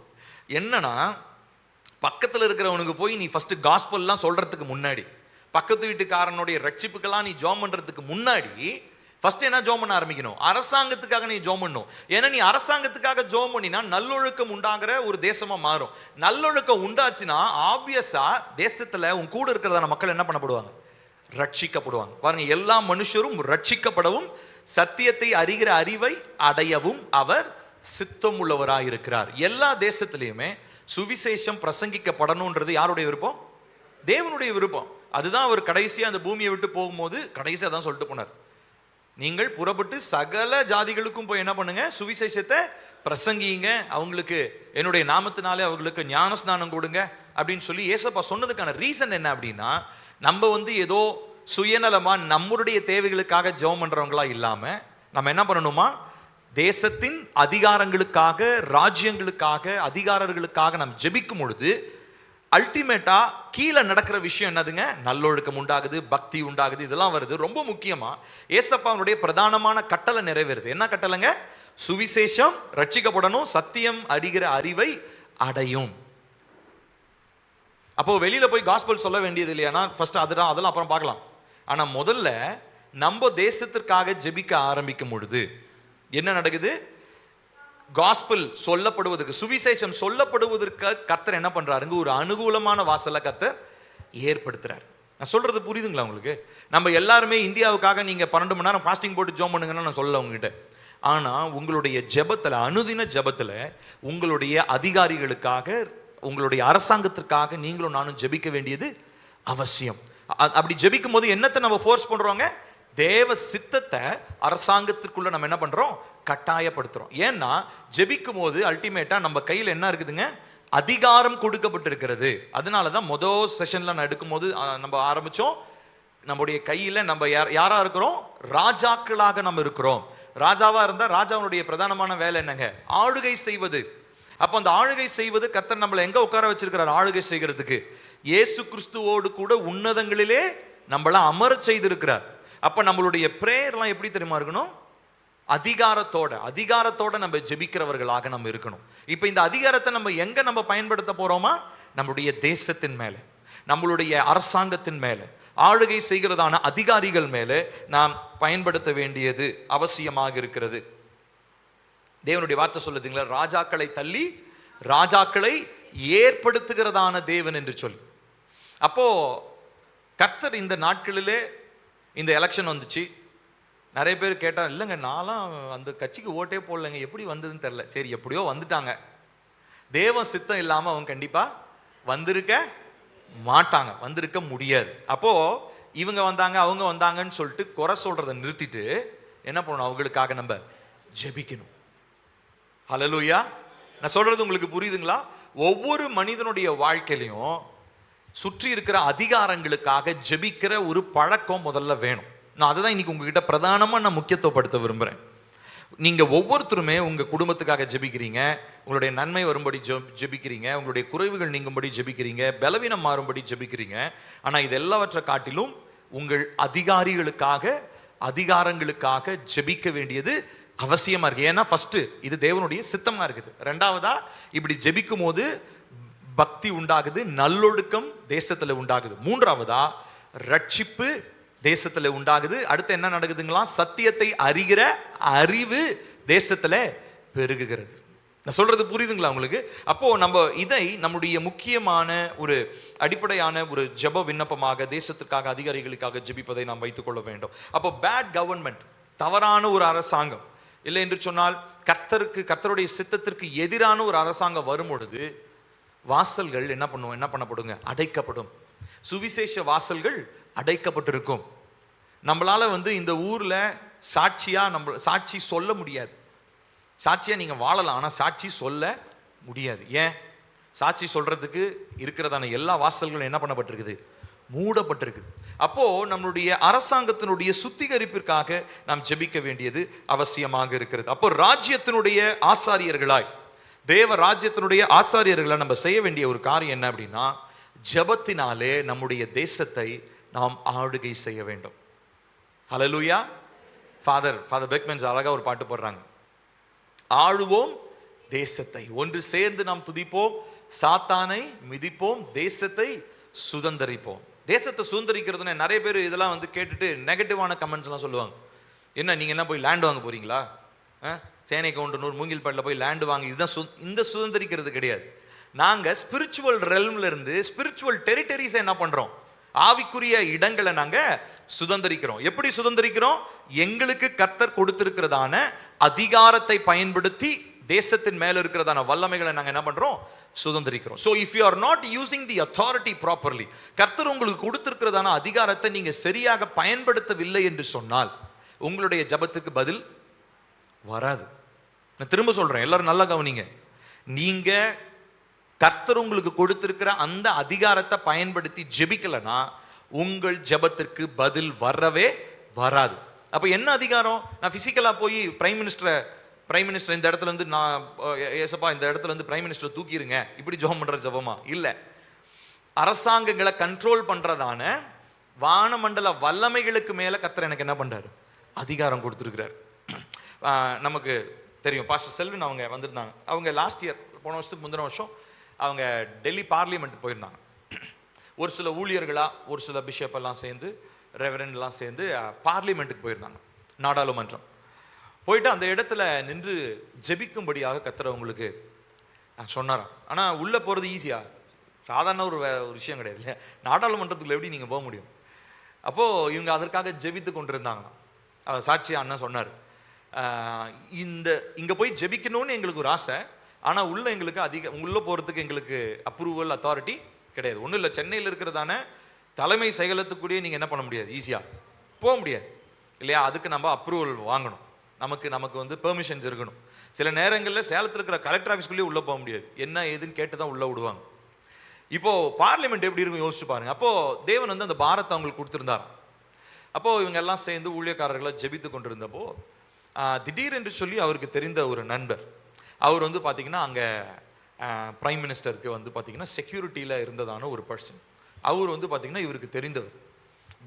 பிளாக் ஸ்குவாட் இருப்பாங்க இல்லையா, பிளாக் கேட் ஸ்குவாட், அந்த ஸ்குவாடோட ஹெட் அவர் பார்த்தீங்கன்னா அவர் இயேசுவை ஏற்றுக்கொண்ட ஒரு விசுவாசி. எப்படின்னா திடீர்னு வேற ஏதோ பேசிட்டு இருக்கும் போது அவரை பற்றி அவங்க பேச ஆரம்பிச்சு, அவருடைய கான்டாக்ட் கிடைச்சி, அப்புறம் அவர்கிட்ட பேசிட்டு அதுக்கப்புறம் இல்லைங்க ரொம்ப கஷ்டம் அப்படின்லாம் சொன்னார். ஆனாலும் இவங்க ஜோம் பண்ணாங்களா, ஆண்டவரே இந்த பாராளுமன்றத்துக்குள்ளே போய் நாங்கள் ஜெபிக்கிறது உங்களுடைய சித்தமாக இருந்தால் இந்த காரியத்தை வாய்க்க செய்யுங்கன்னு சொல்லி ஜோம் பண்ணிட்டு இவங்க போனாங்களாம். இவங்க எதிர்பார்க்கவே இல்லையா, இவங்க போன உடனே அங்கே இருக்கிறதான செக்யூரிட்டி அங்கே, ஏன்னா அந்த ரோட்டில் வந்து பார்த்தீங்கன்னா யாருமே என்ன பண்ண முடியாதுங்க, போக முடியாது. ஏன்னா பிரைம் மினிஸ்டருடைய கான்வாய் போகிற இடம் அது. ஸோ அங்கே வந்து எல்லாரெல்லாம் போக முடியாது. ஆனால் இவங்க போகும்போது ரொம்ப மரியாதையோடு அந்த செக்யூரிட்டிஸ் இவங்களை ட்ரீட் பண்ணி உள்ள நாடாளுமன்றம் எங்கே உள்ள எக்ஸ்ட்ரீம் உள்ள போயிட்டு அங்கே எல்லாரும் முழங்கால் படியிட்டு ஒரு 4-5 ஊழியக்காரர்கள் நாங்கள் ஜெபித்து வந்தோம் அப்படின்னு சொல்லி சொன்னாங்க. இப்போ பாருங்க, கர்த்தர் அவங்களுக்கு கொடுத்த தரிசனம் அவருடைய சித்தத்தின்படி வந்தது. இப்போ நான் வந்து வேடிக்கை பார்க்கணும் சுற்றி பார்க்கணுன்றதுக்காக நான் போனேன்னா அது வேற. ஆனால் அவங்களுடைய இன்டென்ஷன் என்னவா இருந்தது, அவங்களுடைய நோக்கம் என்னவா இருந்ததுங்க, தேசத்திற்காக நான் ஜெபிப்பேன். இந்த தேசத்தில் என்னுடைய மக்கள் நான், என் குடும்பம், என்னை சார்ந்திருக்கிற மக்கள் நல்ல ஒரு வாழ்க்கை வாழணும்னா தேசத்திற்காக ஜெபிக்கிறது அவசியம் என்பதை அவங்க புரிந்து கொண்டதுனால, கர்த்தருடைய சித்தத்தை உணர்ந்து அவங்க ஜெபித்ததுனால கர்த்தர் என்ன பண்ணார், மனுஷர் கண்களில் தயவு கிடைக்கும்படி கிருபை செஞ்சார். எந்த சிக்கலும் இல்லாமல் டக்குன்னு அவங்களுக்கு அந்த பெர்மிஷன்ஸ்லாம் கிடைச்சது. உள்ளே போய் அவங்க கிட்டத்தட்ட ஒரு 2-3 மணி நேரம் முழங்கால் படிக்கிட்டு அந்த பாராளுமன்றத்தில் அவங்க ஜெபித்து வந்தாங்கன்னு சொல்லி என்னோட சாட்சி பகிர்ந்து கொண்டார். இப்போ நான் எதுக்காக உங்ககிட்ட நான் சொல்கிறேன்னா, இப்போ இப்படி தான் நம்ம எல்லாருடைய வாழ்க்கையிலுமே நம்ம போய் ஃபிசிக்கலாக ஒரு இடத்த மாற்ற போகிறது இல்லைங்க. ஆனால் அந்த இடத்துக்கு மேலே கிரியை செய்கிறதான ஸ்பிரிட் ரெல்மில் இருக்கிற வானமண்டல வல்லமைகளுக்கு மேலாக கர்த்தர் நமக்கு என்ன கொடுத்துருக்கிறார், ஒரு அதிகாரத்தை கொடுத்துருக்கிறார். இந்த அதிகாரத்தை தான் ஒவ்வொரு முறையும் நம்ம என்ன பண்ணணுங்க, பயன்படுத்துகிறோம். நான் அதிகமாக ஒரு குறிப்பிட்ட ஊழியக்காரருடைய பிரசங்கத்தை நான் கேட்பேன். ஜான் அனோசிகேன்னு சொல்லிட்டு ஒரு ஊழியக்காரர், ஒரு சவுத் ஆஃப்ரிக்காவில் இருக்கார், சரிங்களா. அவருடைய செய்திகளை நான் கேட்பேன். ஒரு நாள் அவர் சவுத் ஆஃப்ரிக்காவில் இருக்கார். ஆனால் அவர் அமெரிக்காவுக்கு ஒரு ஊழியத்திற்காக அவரை இன்வைட் பண்ணியிருந்தாங்க. அந்த ஊழியத்துக்காக இன்வைட் பண்ணும்போது அவருக்கு டிக்கெட்டு விசா எல்லாமே வந்துச்சு. இப்போது அவர் கிளம்பி போகணும். ஆனால் அவர் அன்றைக்கி நான் வரமாட்டேன் அப்படின்ட்டார். அவங்க தான் இன்வைட் பண்ணியிருந்தாங்க, இவர் வரேன்னு சொல்லிட்டாரு. ஆனால் இப்போ என்ன சொல்லிட்டார், நான் வரமாட்டேன், வெயிட் பண்ணுங்கன்ட்டார். ஒன்று அங்கே இருக்கிறவங்க, அமெரிக்காவில் இருக்கவங்க கேட்குறாங்க, என்னங்கய்யா உங்களுக்காக தான், உங்களை கேட்டு தான் நாங்கள் டிக்கெட் போட்டோம், விசாலாம் வந்துருச்சு, நீங்கள் ஏன் வரல? இல்லை வெயிட் பண்ணுங்க. அதுக்கப்புறம் 2-3 டைம் டிக்கெட் போட்டு கேன்சல் பண்ணிட்டாங்க. அப்புறம் 4வது முறையாக டிக்கெட் போட்டு அவர் யூஎஸ்க்கு வந்துட்டார். ஊழியத்தை நிறைவேற்றுவதற்கு ஒரு கான்ஃபரன்ஸில் பேசுறதுக்கு வந்துட்டார். அப்போ அங்கே வந்த உடனே அங்கே இருக்கிறதான அந்த ஊழியத்தை ஹோஸ்ட் பண்ணதான அந்த மீட்டிங்கை ஹோஸ்ட் பண்ணுற அந்த நபர் கேட்டாரா, ஐயா ஏங்கய்யா நீங்கள் வரல, 2-3 தடவை போட்டு கேன்சல் ஆகிடுச்சு, ஏன் வரல அப்படின்னோடனே அவர் ஒரே ஒரு காரியத்தை சொன்னாராம். அது அவர் சாட்சியாக பகிர்ந்து கொண்டார். நான் சவுத் ஆஃப்ரிக்காவிலேருந்து அமெரிக்கா வர்றதுக்கு ஃபிசிக்கலாக எனக்கு ஒரு கதவு திறக்கப்பட்டுருச்சு. கவர்மெண்ட்டு எந்த தடையும் எனக்கு சொல்லலை. ஆனால் நான் இங்கே எதுக்காக வரேன், நான் சும்மா சுற்றி பார்க்க வரேன், ஊழியத்தை நிறைவேற்ற வரேன். அப்போ ஊழியத்தை நிறைவேற்றணும்னா எனக்கு எதுக்கு மேலே அதிகாரம் வேணும் தெரியுமா, அந்த அமெரிக்க தேசத்துக்கு மேலே ஆளுகை செய்கிற வான மண்டலங்களுக்கு மேலே எனக்கு ஒரு அதிகாரம் வேணும். இந்த அதிகாரம் இல்லை நம்ம என்ன பண்ண முடியாது, நான் அங்கே போய் ஊழியம் செய்ய முடியாது. இப்போ இவர் சொல்கிறாரு, நான் கர்த்தருடைய சமூகத்தில் காத்திருந்தேன், கர்த்தர் என்கிட்ட உனக்கான வாசல் ஆவி மண்டலத்தில் திறக்கப்பட்டிருக்கு, நீ போன்னு சொன்னதுக்கு அப்புறம் தான் நான் வந்தேன். இப்போ நல்லா கவனிக்கணும். இதனால் நடந்தது என்ன தெரியுங்களா, செகண்ட் டே அந்த மீட்டிங் நடந்துட்டு இருக்குது. அந்த செகண்ட் டே மீட்டிங் நடந்துட்டு இருக்கும்போது இவருடைய மீட்டிங் நிறைய அற்புதங்கள் எக்கச்சக்கமாக நடக்கும். அப்போது தேவனை பற்றி அறிந்த ஒரு பெண், அந்த பெண்ணுக்கு வந்து பார்த்திங்கன்னா அவங்களுடைய குழந்தை வந்து பார்த்திங்கன்னா 2 வயசோ 3 வயசோ, அந்த குழந்தைக்கு வந்து கேன்சர் 3 வயசில். அதனால் ரொம்ப சீரியஸான 4th ஸ்டேஜ் கேன்சர். சீரியஸான ஒரு இதில் வந்து பார்த்திங்கன்னா ஹாஸ்பிட்டலில் அட்மிட் பண்ணியிருக்காங்க. இப்போ செகண்ட் டே மீட்டிங் நடக்கும்போது நல்லா கவனிக்கணும். செகண்ட் டே மீட்டிங் நடக்கும்போது இவர் ஜோம் பண்ணிட்டு இருக்கிறாரு. அந்த அம்மாவுக்கு அங்கேருந்து சரி எப்படியாவது இந்த மீட்டிங் கூப்பிட்டு போயிட்டா என் குழந்தை என்ன ஆகிடும், சரியாயிடும், கர்த்தர் சுகப்படுத்துவார்னு ஒரு விசுவாசம். ஹாஸ்பிட்டலில் கேட்டு பார்த்தாங்க, ஹாஸ்பிட்டலில் 4th ஸ்டேஜ் கேன்சர் எப்படி வெளியே விடுவாங்க இல்லையா, நான் விட மாட்டோம், நீ இங்கே தான் இருக்கணும் அப்படின்ட்டாங்க. ஆனால் இந்த அம்மா என்ன பண்ணிட்டாங்கன்னா, யாருக்குமே டாக்டர் நர்ஸு யார்ட்டையும் சொல்லாமல் குழந்தைய கடத்திட்டு வர மாதிரி அப்படியே ஸ்ட்ரெச்சரில் வச்சு இந்த குழந்தைய காரில் வச்சு தூக்கிட்டு வந்துருச்சு இந்த அம்மா. எங்கே மீட்டிங் நடக்கிற இடத்துக்கு. இப்போ பின்னாடியே இருக்க அந்த ஹாஸ்பிட்டல் செக்யூரிட்டியில் என்ன பண்ணிட்டாங்க, போலீஸ் கம்ப்ளைண்ட் பண்ணிட்டாங்க.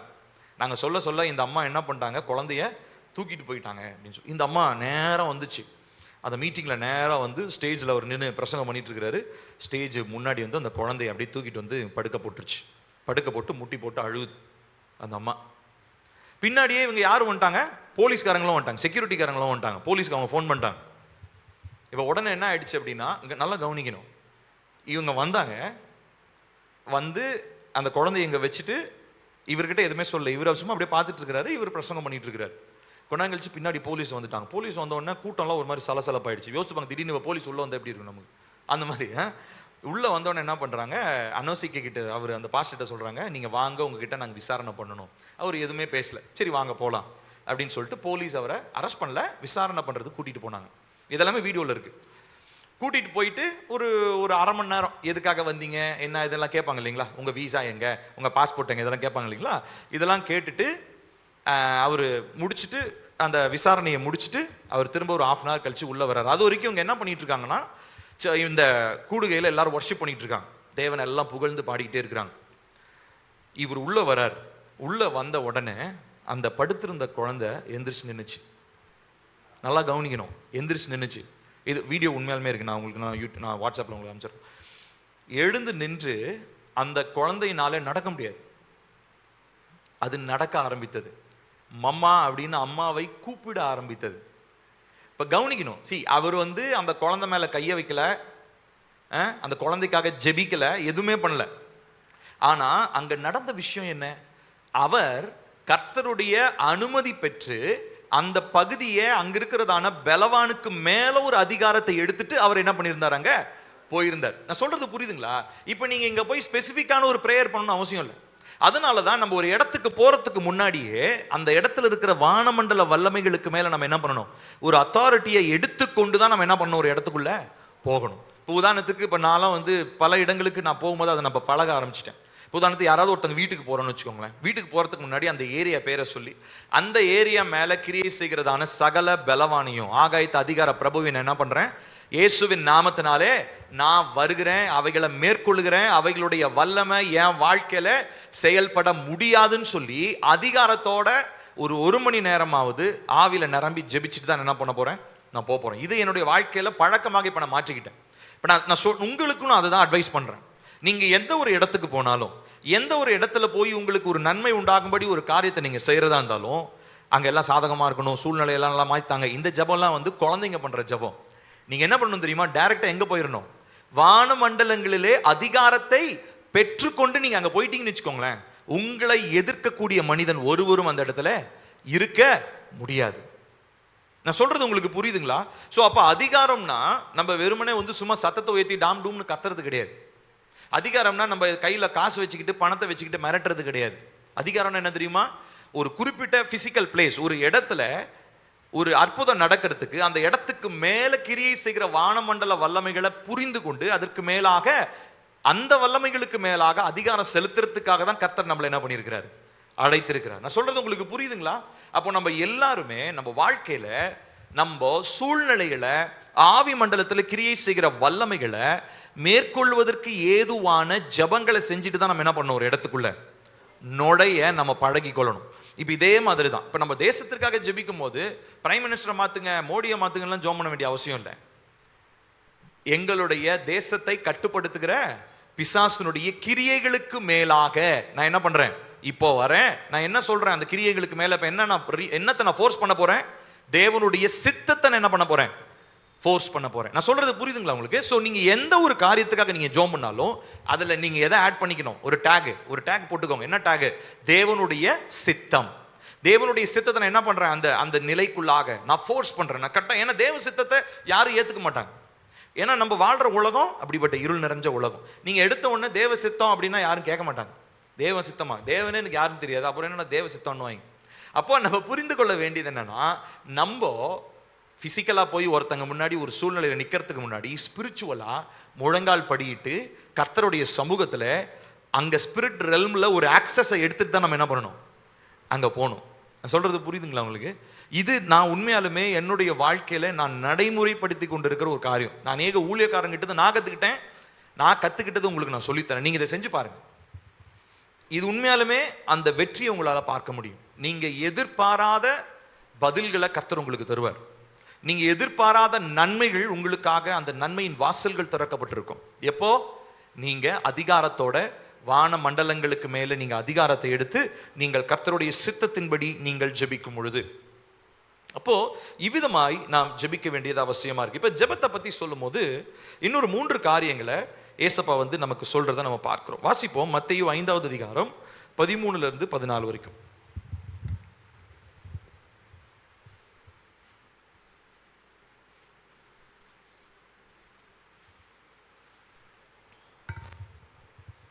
வாசிக்கலாமா? நீங்கள் பூமிக்கு உப்பாயிருக்கிறீர்கள். உப்பானது சாரமற்று போனால் எதனால் சாரமாக்கப்படும்? வெளியே கொட்டப்படுவதற்கும் மிதிக்கப்படுவதற்குமே ஒழிய வேறொன்றுக்கும் உதவாது. நீங்கள் உலகத்திற்கு வெளிச்சமாய் இருக்கிறீர்கள். மலையின் மேல் இருக்கிற பட்டணம் மறைந்திருக்க மாட்டாது. இங்க 3 விதமான மெட்டஃபர் தேவன் யூஸ் பண்றார். ஆண்டவராகிய இயேசு கிறிஸ்து 3 மாதிரிகளை பயன்படுத்துகிறார். 1 உப்பு, அடுத்தது வெளிச்சம், அடுத்ததா மலையின் மேல் இருக்கிற பட்டணம். 3 காரியங்களை பயன்படுத்துறார். திரும்ப சொல்றேன். முதலாவது உப்பு, பூமிக்கு உப்பு. அடுத்து 2வதாக வெளிச்சம், நீங்கள் உலகத்திற்கு வெளிச்சமா இருக்கிறீங்க. அடுத்தது 3வதா மலையின் மேல் இருக்கிற பட்டணம். இப்ப மலையின் மேல் இருக்கிற பட்டணம்ல இருந்து வருவோம். இப்ப மலையின் மேல் இருக்கிற பட்டணம் அப்படின்னா என்ன அர்த்தம்? அப்படின்னா என்ன நம்மளால புரிந்து கொள்ள முடியும்? இப்ப ஏற்காடு எடுத்துக்கோங்க. இங்க இருந்து பாத்தீங்கன்னா இந்த ஷேர்வராய் ஹில் தெரியும், ஷேர்வராய் அந்த ஹோட்டல் தெரியும். இங்க இருந்து பாத்தீங்கன்னா நல்லாவே தெரியும். எதனால அது தெரியுது? இப்ப இங்க இருக்கிற வேற ஏதாவது ஹோட்டல் உங்களால பார்க்க முடியுமா? முடியாது. ஆனா அது உயர்வான இடத்துல இருக்கிறனால எல்லா ஆங்கிள் இருந்து நீங்க என்ன பண்ண முடியும்? அதை பார்க்க முடியும். அப்போ தேவன் ஒரு மனுஷனை எங்க கொண்டு போய் தான் வச்சிருக்கிறாரா? மலையின் மேல கொண்டு போய் வச்சிருக்கிறார். நான் சொல்றது அப்பனா என்ன அர்த்தம்? பேசிக்கலா எல்லாருமே என்னைய பார்ப்பாங்க. அப்போ என்னுடைய வாழ்க்கை எப்படி இருக்கணும்? ஒரு ஜாக்கிரதை, ஒரு ஒரு ஒரு காஷன் எப்பயுமே இருக்கணும். என்னது? என்னை நிறைய கண்கள் என்ன பண்ணிக்கிட்டே இருக்குது? பார்த்து கொண்டே இருக்கிறது. அப்ப நான் ரொம்ப விஜிலண்டா இருக்கணும், ரொம்ப கவனமா இருக்கணும். நான் என்னை அநேக கண்கள் என்னை பார்த்து கொண்டு இருக்கிறது. நிறைய பேர் கண்டிப்பா உங்க பக்கத்து வீட்டுக்காரங்கிட்ட நீங்க கேட்டு பாருங்களேன், இந்நேரம் உங்களை பத்தி ஒரு மார்க் போட்டு வச்சிருப்பாங்க. நம்மளை விட அவங்க தான் நிறைய. ஆமாவா இல்லையா? உங்களை விட உங்க பக்கத்து வீட்டுக்காரங்க உங்களுடைய ஸ்பிரிச்சுவாலிட்டி, உங்களுடைய ஆவிக்குரிய நிலையை பத்தி அவங்களுக்கு நல்லா தெரியும். ஏன்னா நம்ம வீட்டில் அப்பப்போ வர்ற சத்தம், அப்பப்போ உருள்கிறதான பாத்திரங்கள், அப்பப்போ வெளியே வருகிறதான கட்டைகள், இதெல்லாம் பார்க்கும்போது பக்கத்தில் இருக்கிறவன் என்ன பண்ணுவான்? கேட்பான். அப்போ நல்லா கவனிங்க. கர்த்தர் நம்மள இதை ஜெபிக்கிறவங்களா இதெல்லாம் ஒரு பக்கம் இருந்தாலும் நம்மள அநேக கண்கள் நம்மை பார்த்து கொண்டிருக்கிறது. முதலாவது. அடுத்ததான் வெளிச்சம் இல்லையா? Light of the world. இப்ப வெளிச்சத்துக்கு ஏதாவது சப்ஸ்டியூட் இருக்கா? இல்ல. வெளிச்சத்துக்கு பதிலாக வேற ஏதாவது ஒன்று வச்சுக்கலாம். இருளை நீக்கணும்னா அதுக்கு ஒரே வழிதான். என்னதாங்க? வெளிச்சம் அங்கே வரணும். அப்போ இயேசு கிறிஸ்துவை பின்பற்றுகிற மனிதர்களா நம்மளுடைய ஒரே வேலை என்ன? இருளான இந்த உலகத்துல எப்படி இருக்கணுமா? நம்ம வெளிச்சம் தருகிறவர்களாக நம்ம இருக்கணும். அடுத்ததா என்ன சொல்றாருன்னா சால்ட், உப்பு. பூமிக்கு உப்பா இருக்கிறீங்க அப்படின்னு சொல்றாரு. சரி, உப்புனுடைய 2 முக்கியமான ஒரு ஃபங்க்ஷன் இருக்கு, 2 முக்கியமான செயல்பாடுகள். ஒன்று என்ன பண்ணுது? சாப்பாட்டுக்கு டேஸ்ட் கொடுக்குது. அடுத்து 2வதா கெட்டு போகாம இருக்கிறதுக்கு, கெடாம இருக்கிறதுக்கு அது பயன்படுத்தப்படுகிறது. 2 தான். To give flavour, to hold back corruption. கெடுதல் வராம அது காத்துக்கொள்ளுகிறதா இருக்கு. ஸோ ஃபிளேவர் அப்படின்னு எடுத்துக்குவோம். டேஸ்ட் அப்படின்னா என்ன அர்த்தம்? இந்த பூமியில உங்களையும் என்னையும் கர்த்தர் எப்படி வச்சிருக்கிறாரா? உப்பாக வச்சிருக்காரு. உப்பு எவ்வளோங்க போடுவீங்க? சாப்பாட்டுக்கு எவ்வளோ உப்பு போடுவீங்க? கொஞ்சம் தான் போடுவீங்க, அளந்து தான் போடுவீங்க. தேவையான அளவு உப்பு, தேவையான அளவு. சமையல் குறிப்புக்கு போன மாதிரி இருக்கு. சரி, நம்ம உப்பை என்ன பண்ணுவோம்னா ஸ்ப்ரிங்கிள் பண்ணுவோம். ஸ்ப்ரிங்கிள், அந்த வார்த்தை கேள்விப்படுறீங்களா? தூவுறது. இப்போ நம்ம மற்ற மசாலா போடுற மாதிரி உப்பு என்ன பண்ண மாட்டோம், போட மாட்டோம். அப்போ நல்லா கவனிக்கணும். இப்போ இதே மாதிரி தான் தேவன் உங்களையும் எங்களையும் என்ன திறமை பண்ணியிருக்காரு? அவர் அங்கங்க ஒரு சில இடங்கள்ல தான் தேவனுக்கு உப்பா இருக்கிறவங்க இருக்க முடியும். எல்லா இடத்துலையும் உப்பா இருந்ததுன்னா என்ன ஆகும்? ஆமா, இந்த பூமியில கர்த்தர் நம்மளை உப்பா வச்சிருக்கிறாருன்னா என்ன அர்த்தம்? நம்ம ஒரு ரேர் ஒரு ரேரான ஒரு ஸ்பீசிஸ். நம்ம ரொம்ப விசேஷமானவங்க. ஏன்னா அந்த ஊர்ல இப்போ உதாரணத்துக்கு மூங்கில்பாடினா, மூங்கில்பாடியில் நீங்க ஒருத்தங்க தான் கிறிஸ்தவங்கன்னா, மூங்கில்பாடியில் உங்களை ஆண்டவராகிய இயேசு கிறிஸ்து உப்பாக அந்த ஊருக்கு வச்சிருக்கிறார். ஸோ மூங்கில்பாடிக்கு டேஸ்ட் கொடுக்கறது யாரால தான்? நம்மளால தான். நீங்க உங்க ஊர் இப்ப அண்ணன் குகையில் இருக்கிறாருன்னா குகையில அவர் சுவை கொடுக்கறது யாரு? அவரு தான். நீங்க அஸ்தம்பட்டியில் இருந்தீங்கன்னா அஸ்தம்பட்டியில சுவை கொடுக்கறது யாரு? நீங்க தான். இப்போ உங்களை மாதிரி ஒரு 4-5 ஃபேமிலி அந்த ஏரியாவில் இருக்கலாம். இப்போ கவனிக்கணும், நம்ம அதான் சொன்னீங்களா, ஒட்டுமொத்தமாக போறது இல்லை, ஸ்ப்ரிங்கிள் பண்றோம். தேவையான அளவு தான் நம்ம, ஏன்னா அது சுவைக்கு தேவை. அப்போ சால்ட் அப்படின்னும் போது கர்த்தர் இப்படி தான் நம்மளை வச்சு, அந்த அளவுக்கு உட்பட்டவங்களை தான் நம்மளை என்ன பண்ணியிருக்கிறாரு, வச்சிருக்க. அளவுக்கு அதிகமாக போச்சுன்னா அதனுடைய டேஸ்ட் என்ன ஆகிடுங்க, மாறிடும். So first flavour. அடுத்ததா இந்த ஃப்ளேவர் யாருக்காக நம்ம சுவை கொடுக்குறவங்களா இருக்கிறோம்? தேவனுக்காக. அடுத்ததா corruption, to hold back corruption, கெட்டு போகாமல் இருக்கிறது. அது உப்புனுடைய இன்னொரு முக்கியமான தன்மைன்னு சொன்னேன் இல்லைங்களா? அப்போ என்ன மாதிரி கரப்ஷன் இன்னைக்கு நம்முடைய சமுதாயத்தில் இருக்குது? ஒழுக்க சீர்கேடு இருக்குது இல்லைங்களா? சமுதாய சீர்கேடு இருக்கிறது. அப்புறம் அரசாங்கத்தில் சீர்கேடு நடக்கிறது. நம்ம போன வாரத்தில் நம்ம கூட ஜோம் பண்ணோம். கள்ளக்குறிச்சியில் எத்தனை பேர் சுத்தாங்க? Final count 54 65. சரி, ஓகே. இப்போ பாருங்க, இதை பார்க்கும்போது அங்கே பெண்களும் குடிக்கிறாங்க அந்த ஊரில். அதில் ஒரு அம்மா சொல்லுது, இல்லைங்க தண்ணின்னு நினச்சி குடிச்சிட்டேன். ஏப்பா தண்ணின்னு நினச்சி நீ சாராயத்தை குடிப்பியா? என்னன்னா கதை விடுறீங்க பாருங்க. சரி, இப்போ பாருங்க, நம்மளுடைய தேசத்தில் இதெல்லாம் ரொம்ப இப்போ சாதாரணமாக மாறிடுச்சு. இப்போ நம்மளை சுற்றி பார்க்கும்போது எவ்வளோ கரப்ஷன், எவ்வளோ சீர்கேடு நம்மளை சுற்றி நடக்குது. ஆனா இந்த சீர்கேடை மாற்றணும், ரிவர்ஸ் பண்ணணும்னா அது யார் கையில் இருக்குது? நம்ம கையில், உங்க கையில், என் கையில் இருக்குது. அப்போ ஒரு தேசத்துல சீர்கேடு அதிகமாயிட்டே இருந்ததுன்னா அதுக்கு காரணம் என்ன தெரியுமா? தேவனுடைய அதிகாரத்தை பெற்று ஜெபிக்கிற மனுஷங்க என்ன பண்ணல? ஜெபிக்கல. ப்ராப்பரா அவங்களுடைய அதிகாரத்தை அவங்க பயன்படுத்தல. அப்போ இவ்விதமா பாருங்க, அதான் 13ஆம் வசனத்துல வாசிக்கிற, உப்பானது சாரமற்று போனால் எதினால் சாரமாக்கப்படும்? வெளியே கொட்டப்படுவதற்கும் மனுஷரால் மிதிக்கப்படுவதற்குமே ஒழிய வேறொன்றுக்கும் உதவாது. எந்த மனுஷன் நம்மளை மிதிக்க போறான் தெரியுமா? தேவனை அறியாதவன். நம்ம வீட்டு பக்கத்தில் இருக்கிறான்ல, அவன் என்ன எதிர்பார்ப்பான்? நம்மள உப்பா இருக்கணும்னு எதிர்பார்ப்பான். நம்ம உப்பா இல்லைன்னா நம்மளை போட்டு மிதிப்பான். கவனிக்கணும், உப்பா இருந்தீங்கன்னா நீங்க சுவை கொடுப்பீங்க. ஆனா உப்பா நீங்க இல்லை, நீங்களும் நானும் நம்ம வைக்கப்பட்ட இடத்துல உப்பா இல்லைன்னா நம்ம கூட இருக்கிறவன், நம்ம சுத்தி இருக்கிறவன் என்ன பண்ணுவோம் தெரியுமா? நம்மளை போட்டு மிதிப்பான். மிதிக்கிறதுனா லிட்டரலா மிதிக்கிறது இல்லை, பட் ஒரு சாட்சியற்ற ஒரு வாழ்க்கையை நம்ம வாழ்ந்து கொண்டிருப்போம். அப்போ உப்பாக நாம் இருக்க வேண்டியது அவசியமா இருக்கு. ஸோ 3 காரியங்களை பிரேயர் பண்ற மனுஷனுக்கு கர்த்தர் சொல்றாரு. முதலாவது, அவன் மலையின் மேல இருக்கிற பட்டணம், அவன் வெளிச்சமாக இருக்கிறான். மூன்றாவதாக, அவன் உப்பாக இருக்கிறான் என்று சொல்லி நாம் பார்க்கிறோம். ஸோ இதுக்கு ஒரு ரெமெடி இருக்கு. இப்போ இதெல்லாம் நம்ம பார்த்தாச்சு. இப்போ 2 காரியங்கள, முக்கியமான காரியங்களை பார்த்தோம். முதலாவது என்னதுங்க? ஜெபத்தினுடைய மாதிரியை பத்தி பார்த்தோம். ஸோ அரசாங்கத்திற்காக ஜெபிக்கிறது எவ்வளவு அவசியம்ன்றதை பார்த்தோம். அடுத்து 2வதா, ஆண்டவராகிய இயேசு கிறிஸ்து ஜெபிக்கிற மனிதர்களை குறித்து 3 காரியங்களை சொன்னாரு, அதை பார்த்தோம். இப்போ ஃபைனலா நம்ம ஒரு கன்க்ளூஷனுக்குள்ள நம்ம வரப்போறோம்.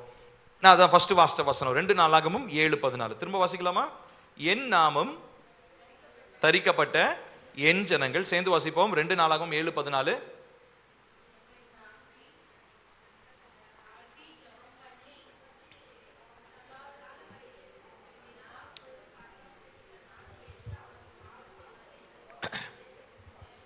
ரெண்டு பேர் தான் வாசிக்கிறீங்க, எல்லாரும் சேர்ந்து வாசிக்கலாமா? என் நாமம் தரிக்கப்பட்ட என் ஜனங்கள் தங்களை தாழ்த்தி ஜெபம் பண்ணி என் முகத்தை தேடி தங்கள் பொல்லாத வழிகளை விட்டு திரும்பினால் அப்பொழுது பரலோகத்தில் இருக்கிற நான் கேட்டு அவர்கள் பாவத்தை மன்னித்து அவர்கள் தேசத்திற்கு சேமத்தை கொடுப்பேன். கவனிச்சு பார்த்தீங்கன்னா, நம்ம செய்ய வேண்டிய 4 காரியத்தை தேவன் சொல்றார். நம்ம அந்த 4 காரியத்தை செஞ்சோம்னா அவர் 3 காரியத்தை செய்வார். அதுதான் நம்ம வாசிக்கிறோம். முதலாவது, தங்களை தாழ்த்தணும். First, humble yourself before the Lord.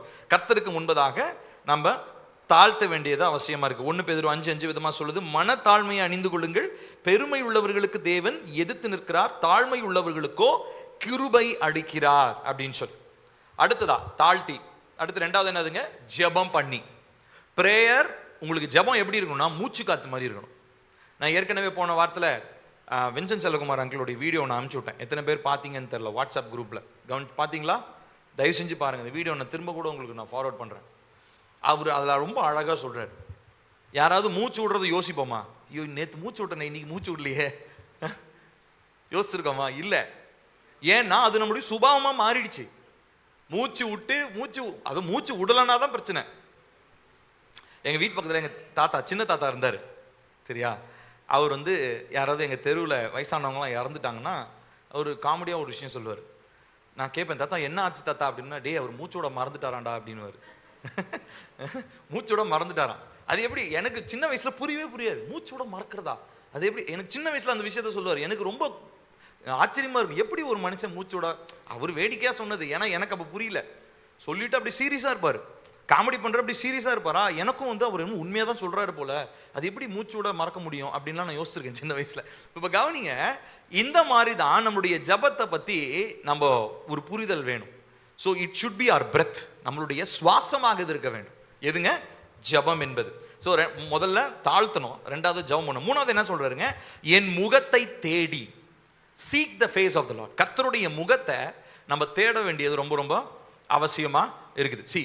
முகத்தை தேடுறது அப்படின்னா என்ன அர்த்தம்? முகத்தை தேடுறது அப்படின்னா, ஆண்டவரே நீங்க எங்க இருக்கிறீங்க, இங்க இருக்கிறீங்களா, பெட்ரூம்ல இருக்கிறீங்களா, கிச்சன்ல இருக்கிறீங்களா அப்படின்னு தேடுறது இல்லை. அந்த தேடுறது இல்லை. ஸோ நம்மளுடைய இருதயத்தை பரிசுத்தம் பண்ணி கொண்டாலே கர்த்தருடைய முகத்தை தரிசிக்கிறதுக்காக நம்ம என்ன பண்ணப்படுறோம்? ஆயத்தம் பண்ணப்படுறோம். ஸோ நீங்க முகத்தை தேடணும்னா அதுக்கு அடிப்படையான ஒரே ஒரு குவாலிட்டி என்ன தெரியுமா? இருதயத்திலே பரிசுத்தம். இருதயத்திலே பரிசுத்தம். சுத்தமுள்ளவர்கள் பாக்கியவான்கள், அவர்கள் தேவனை தரிசிப்பார்கள். ஸோ தேவனை பார்க்கணும், அவருடைய முகத்தை நான் தேடணும், அவருடைய முக பிரகாசம் என் மேல இருக்கணும்னா அடிப்படையான ஒரே ஒரு காரியம் இருதயத்தில் என்னதுங்க? பரிசுத்தம். அடுத்து நான்காவது சொல்றாரு, தங்கள் பொல்லாத வழிகளை விட்டு திரும்பினால். யாருங்க அவர்? ஏங்க, உலகத்தார் பொல்லாத வழியை விட்டு திரும்புறது நியாயம். ஆனா இவர் என்ன வார்த்தை சொல்றாரு? என் ஜனங்கள். அப்படின்னா என்ன அர்த்தம்? தேவனை அறிந்த ஜனங்களே இன்னும் என்ன பண்ணிட்டு தான் இருக்கிறாங்க? பொல்லாத வழியை இன்னும் செஞ்சுட்டு தான் இருக்கிறாங்க. இன்னும் நிறைய பேர் தேவனுக்கு சித்தம் இல்லாதத செஞ்சுக்கிட்டு தான். அது பொல்லாத வழின்னா அதுதான், தேவனுக்கு சித்தமில்லாத காரியங்களை செய்யறது. இப்போ நீங்க தேவனுக்கு சித்தமில்லாத காரியத்தை விட்டுட்டு பரிசுத்தத்தோட அவருடைய முகத்தை தேடி ஜெபம் உங்களுடைய சுவாசமா மாறி உங்களை நீங்க தாழ்த்தும் போது 4 காரியம் செஞ்சுட்டோம்னா அவர் என்ன பண்றாருங்களாம் பாருங்க. அப்பொழுது பரலோகத்தில் இருக்கிற நான் கேட்டு. ஸோ ஃபர்ஸ்ட் விஷயம், அவரு லிசன் பண்றாரு, கவனிக்கிறார். கேட்டு அப்படின்னா என்ன அர்த்தம்? கேட்டுன்னா என்ன அர்த்தம்? கிரகித்தல், அதாவது அதை அண்டர்ஸ்டாண்ட் பண்றாரு. நம்ம சொல்ற பிரேயர் ரெக்வெஸ்ட் அவர் புரிந்து கொள்றாரு. அடுத்ததா அவர்கள் பாவத்தை மன்னித்து. அப்படின்னா என்ன அர்த்தம்? அப்ப எவ்ரி பிரேயர்ல நமக்கு என்ன இருக்கணும் தெரியுமா? மன்னிப்பு, பாவ மன்னிப்பு கேட்கறது நம்மளுடைய பிரேயர் அஜெண்டால எப்பயுமே இருக்கணும். அடுத்து 2 விஷயம் சொல்லிட்டாரு. ஒன்று, அவங்கள நான் கேட்டு பாவத்தை மன்னித்து அவர்கள் தேசத்திற்கு சேமத்தை நான் கொடுப்பேன். சேமத்தை என்ன? ப்ராஸ்பெரிட்டி, நன்மையை, ஆசீர்வாதத்தை, செழிப்பை நான் அவங்களுக்கு தருவேன். ஸோ நம்ம செய்ய வேண்டியது 4, அவரு 3 காரியத்தை அவரு செய்ய போறார். இப்போ பிரேயர்ல இதுதாங்க நமக்குரிய பேசிக் அண்டர்ஸ்டாண்டிங். அடிப்படையான நம்முடைய புரிதல் இதுவாக தான் இருக்கணும். என்ன அப்படின்னா, கர்த்தர் எனக்கு ஒரு அதிகாரத்தை கொடுத்துருக்கிறார். இந்த அதிகாரத்தை பயன்படுத்தி ராஜ்யத்தின் ஆசாரியனாய் என்னுடைய ஜெபம் எப்படி இருக்கிறது? 1. 2வது, கர்த்தருடைய சித்தத்தை கட்டாயப்படுத்தி ஜெபிக்கிறவனா நான் இருக்கிறேன்னா? 2வது கேள்வி. 3வதா, நீங்க எந்த ஒரு இடத்துக்கு எந்த ஒரு சூழ்நிலைக்கும் போறதுக்கு முன்னாடி ஆவி மண்டலத்தில் காணப்படுகிற கிரியைகளை கட்டுப்படுத்தி உங்களுடைய அதிகாரத்திற்குள் கொண்டு வருகிற மனிதர்களா நீங்க இருக்கிறீங்களா? 4வதா, ஆண்டவராக இயேசு கிறிஸ்து சொன்ன மாதிரி மலையின் மேல் இருக்கிற பட்டணம், வெளிச்சம், உப்பாக நீங்களும் நானும் இருக்கிறோமா? இந்த 4 காரியங்களை நம்ம ஆராய்ந்து பார்த்தோம்னா, 5வதா நம்ம பார்த்தது இந்த வசனம். நம்ம 4 காரியங்களை செய்யும் பொழுது அடுத்து என்ன பண்றாருங்க? அவரு கேட்டு பதிலளித்து பாவங்களை மன்னித்து அவர் என்ன பண்றாருன்னா செழிப்பை, சேமத்தை நம்முடைய தேசத்திற்கு, நம்ம வாழ்க்கைக்கு, நம்ம குடும்பத்திற்கு நம்முடைய ஜெபத்திற்கு பதில் தருகிறவராக இருக்கிறார். ஹல்லேலூயா. எதுக்காக நம்ம ஜெபம் பண்றோம்? நம்ம வாழ்க்கையில கர்த்தருடைய நன்மைகளுக்காக தானே ஜெபம் பண்றோம், கர்த்தருடைய ஆசீர்வாதங்களுக்காக தானே ஜெபம் பண்றோம். அப்போ இந்த ப்ராசஸ் நமக்கு அவசியம். நம்ம டைரக்டா எடுத்தோன்னே நன்மையை தான் நம்ம பார்க்குறோம், எனக்கு இது வந்துடும், அது வந்துடும், இது வந்துடும் அப்படின்னு. ஆனா நம்ம போக வேண்டிய ப்ராசஸ் என்ன பண்ணிடுறோம்? மறந்துடுறோம். ஜெபம் என்பது நம்முடைய சுவாசமாக மாற்றப்பட வேண்டும். எப்பொழுதுமே ஜெபிக்கிற ஒரு அந்த அபிஷேகத்தை கர்த்தர் இந்த நாட்களில் நிறைய பேர் மேல வச்சிருக்கிறார். எனக்கு நேற்று இரவுலாம் ரொம்ப ரொம்ப பயங்கர டயர்டாகி பயங்கர டயரியா. நான் ஆக்சுவலி முந்தா நேற்று ஒரு பரோட்டா சாப்பிட்டேன், ஆனால் அது நல்லா கிடையாது. ஆனால் திடீர்னு எனக்கு டயரியா வந்துச்சு. அப்போது நேற்று இரவில் நான் தூக்கமே இல்லை. கிட்டத்தட்ட ஒரு 5-6 முறை லூஸ் மோஷன், தூக்கமே இல்லை. ஒரு மணி நேரம் தான் தூங்கினேன். காலையில் எழுந்திரிச்சு அப்புறம் ஆராதனைக்கு கிளம்பிட்டேன். அப்போது நான் ஜெபிச்சேன், ஆண்டவரே என்ன ஆண்டவரே எதனால இது அப்படின்னு. ஒன்று ஆண்டவர் சொன்னார், இது ஏன்னா எனக்கும் அப்பாவுக்கும் அதே மாதிரி தான், 2 பேருக்குமே பயங்கரமான பலவீனம் ஆயிடுச்சு. அப்பாவெல்லாம் நேற்று நிற்கவே முடியல, அப்படியே மயக்கம் வர மாதிரி அப்படியே கை காலெல்லாம் தளர்ந்து போயிடுச்சு. இப்போது ஓகே, நம்ம சாப்பாடு அதெல்லாம் ஒரு பக்கம் சொன்னாலும் ஆண்டவர் என்கிட்ட நேற்று இரவு நான் ஜோம் பண்ணும்போது ஒரு காரியத்தை சொன்னேன், இது ஒரு ஸ்பிரிச்சுவல் வார்ஃபேர். ஏன் தெரியுங்களா? ஏன்னா போன வாரத்தில் நான் இதுக்கு முன்னாடி ஜெபிச்சதை விட போன வாரத்தில் கொஞ்சம் அதிகமாக தான் ஜோம் பண்ணேன். டைம் கணக்கு படி பார்த்தா, பெருமைக்காக சொல்ல, பட் நான் ஒரு டைம் கணக்கு படி பார்த்தா நான் அதிகமாக ஜோம் பண்ணேன்னு சொல்லலாம். அப்போ ஆண்டவர் எனக்கு அது நினைப்பூட்டினார், நீ என் பக்கமாக ஒரு காலடி எடுத்து நீ என் பக்கமாக நீ வர ஆரம்பிக்கும் போது பிசாசு என்ன பண்ணுறான், உன்னைய திசை திருப்பும்படி, உன்னை சோர்வுக்குட்படுத்தும்படி உன் மேலே இந்த தாக்கங்களை பிசாசு கொண்டு வரான். 2வது, இப்போ நாங்கள் நிறைய ஜபம்னு சொல்லி நிறைய காரியங்களுக்காக ஜெபிக்க பிசாசனுடைய போராட்டங்கள் ரொம்ப அதிகமாகவே இருக்குது. அப்போது இந்த ஒரு காரியத்தை கர்த்தர் நேற்று இரவு வேளையில் எனக்கு ரொம்ப தெளிவாக என்கிட்ட பேசினார். அப்போது நான் ரொம்ப சந்தோஷப்பட்டேன். சரி, நம்ம ஜபத்துக்கு அப்போ ஏதோ ஒரு மாற்றம் நடக்குது. ஜெபிச்சு எதுவுமே நடக்கலைன்னா அது வேற. ஆனால் ஜெபிக்கும் போது பிசாசு கோபம் அடைகிறான் அப்படின்னா என்ன அர்த்தம்? நம்முடைய ஜபம் கேட்கப்படுகிறது என்று சொல்லி அர்த்தம். ஏன்னா ரிட்டாலியேஷன் நாங்கள் எதிர்ப்பு பிசாசு என்ன பண்ணிகிட்டே இருக்கிறான் தெரியும். ஜபத்துக்கு எப்பயுமே எதிரானவன் பிசாசுங்க. ஃபர்ஸ்ட் நீங்கள் அதை புரிஞ்சுக்கோங்க. ஜபம் பண்ணுறதை பிசாசு என்ன பண்ண மாட்டான், விரும்பவே மாட்டான். ஸோ அதனால த மோர் யூ ப்ரே, நீங்கள் எந்த அளவுக்கு அதிகமாக ஐயோ ஜோம் பண்ணா அப்போ எனக்கும் வியாதி கீதி வந்துருமாப்பா அப்படிலாம் பயப்படாதீங்க, அப்படிலாம் வராது. சரி, நான் சொல்கிறேன். நான் ஏன் சொல்கிறேன்னா, இப்போ நாங்கள் ஜெபிக்க பிசாசு என்ன பண்ணுறான் தெரியுங்களா, அவனுடைய பாகத்திலிருந்து அவன் எதிர்ப்பு அவன் என்ன பண்ணுறான், ஜபத்துக்கு விரோதமான எதிர்ப்பு அவன் உருவாக்கி கொண்டு இருக்கிறான். ஸோ அதனால எங்களுக்காக தயவு செஞ்சு நீங்கள் ஜோம் பண்ணுங்க, கர்த்தர் எங்களை பலப்படுத்தணும். இப்போ நான் எதுக்காக நான் சொல்கிறேன் அப்படின்னா, நீங்கள் ஜெபிக்க பழகணும். அதிகமாக ஜெபிக்க போராட்டங்கள் கண்டிப்பாக வரும். ஆனால் அதையும் தாண்டி நம்ம அதிகமாக ஊக்கமாக நாம் ஜெபிக்க வேண்டியது அவசியமாக இருக்குது. ஸோ அழகா C.S. லூயிஸ் என்கிறதான ஒரு மனுஷன், நார்னியா என்கிறதான ஒரு படம், ரொம்ப அழகான ஒரு மூவி. அந்த மூவி யார் பார்த்துருக்கீங்கன்னு தெரில, ரொம்ப அழகான ஒரு மூவி. அது 2-3 பார்ட் வந்தது. அவர் ஒரு நாவல்லிருந்து அதை எழுதியிருந்தார். அதாவது ஜீசஸ் அடிப்படையாக கொண்டு தான் அந்த நாவல் அவர் எழுதியிருப்பார், நார்னியா. அதில் அவர் ஒரு அழகான ஒரு காரியத்தை சொல்வார். when life brings down to your knee, you are in a perfect position to pray. உங்களுடைய வாழ்க்கை உங்களை பாரப்படுத்தி உங்களை கஷ்டப்படுத்தி முழங்கால் போட வைக்கிற மாதிரி உங்களை தள்ளிடுச்சுன்னா கவலைப்படாதீங்க, நீங்க ஜெபிப்பதற்கான சரியான நிலையிலே இருக்கிறீர்கள் என்று சொல்லி. எவ்வளோ உண்மையான வார்த்தை தெரியுங்களா? அது கஷ்டத்தின் வழியில வர்றவங்களுக்கு அது தெரியும். எல்லாம் ஜாலியாக இருக்கிறவங்களுக்கு அது ஒன்றுமே புரியாது. வேதனையில், கஷ்டத்தில், குறைவில், நெருக்கடியின் மத்தியில் இருக்கிறவங்களால சொல்ல முடியும், நான் ஒரு சூழ்நிலையில் முடியல, நிற்க முடியல அப்படின்னு முழங்கால் படியிடுகிற தருணம் எதற்காக தெரியுமா? கர்த்தர் எனக்கு எதுக்கு தெரியுமா அனுமதிக்கிறாரு?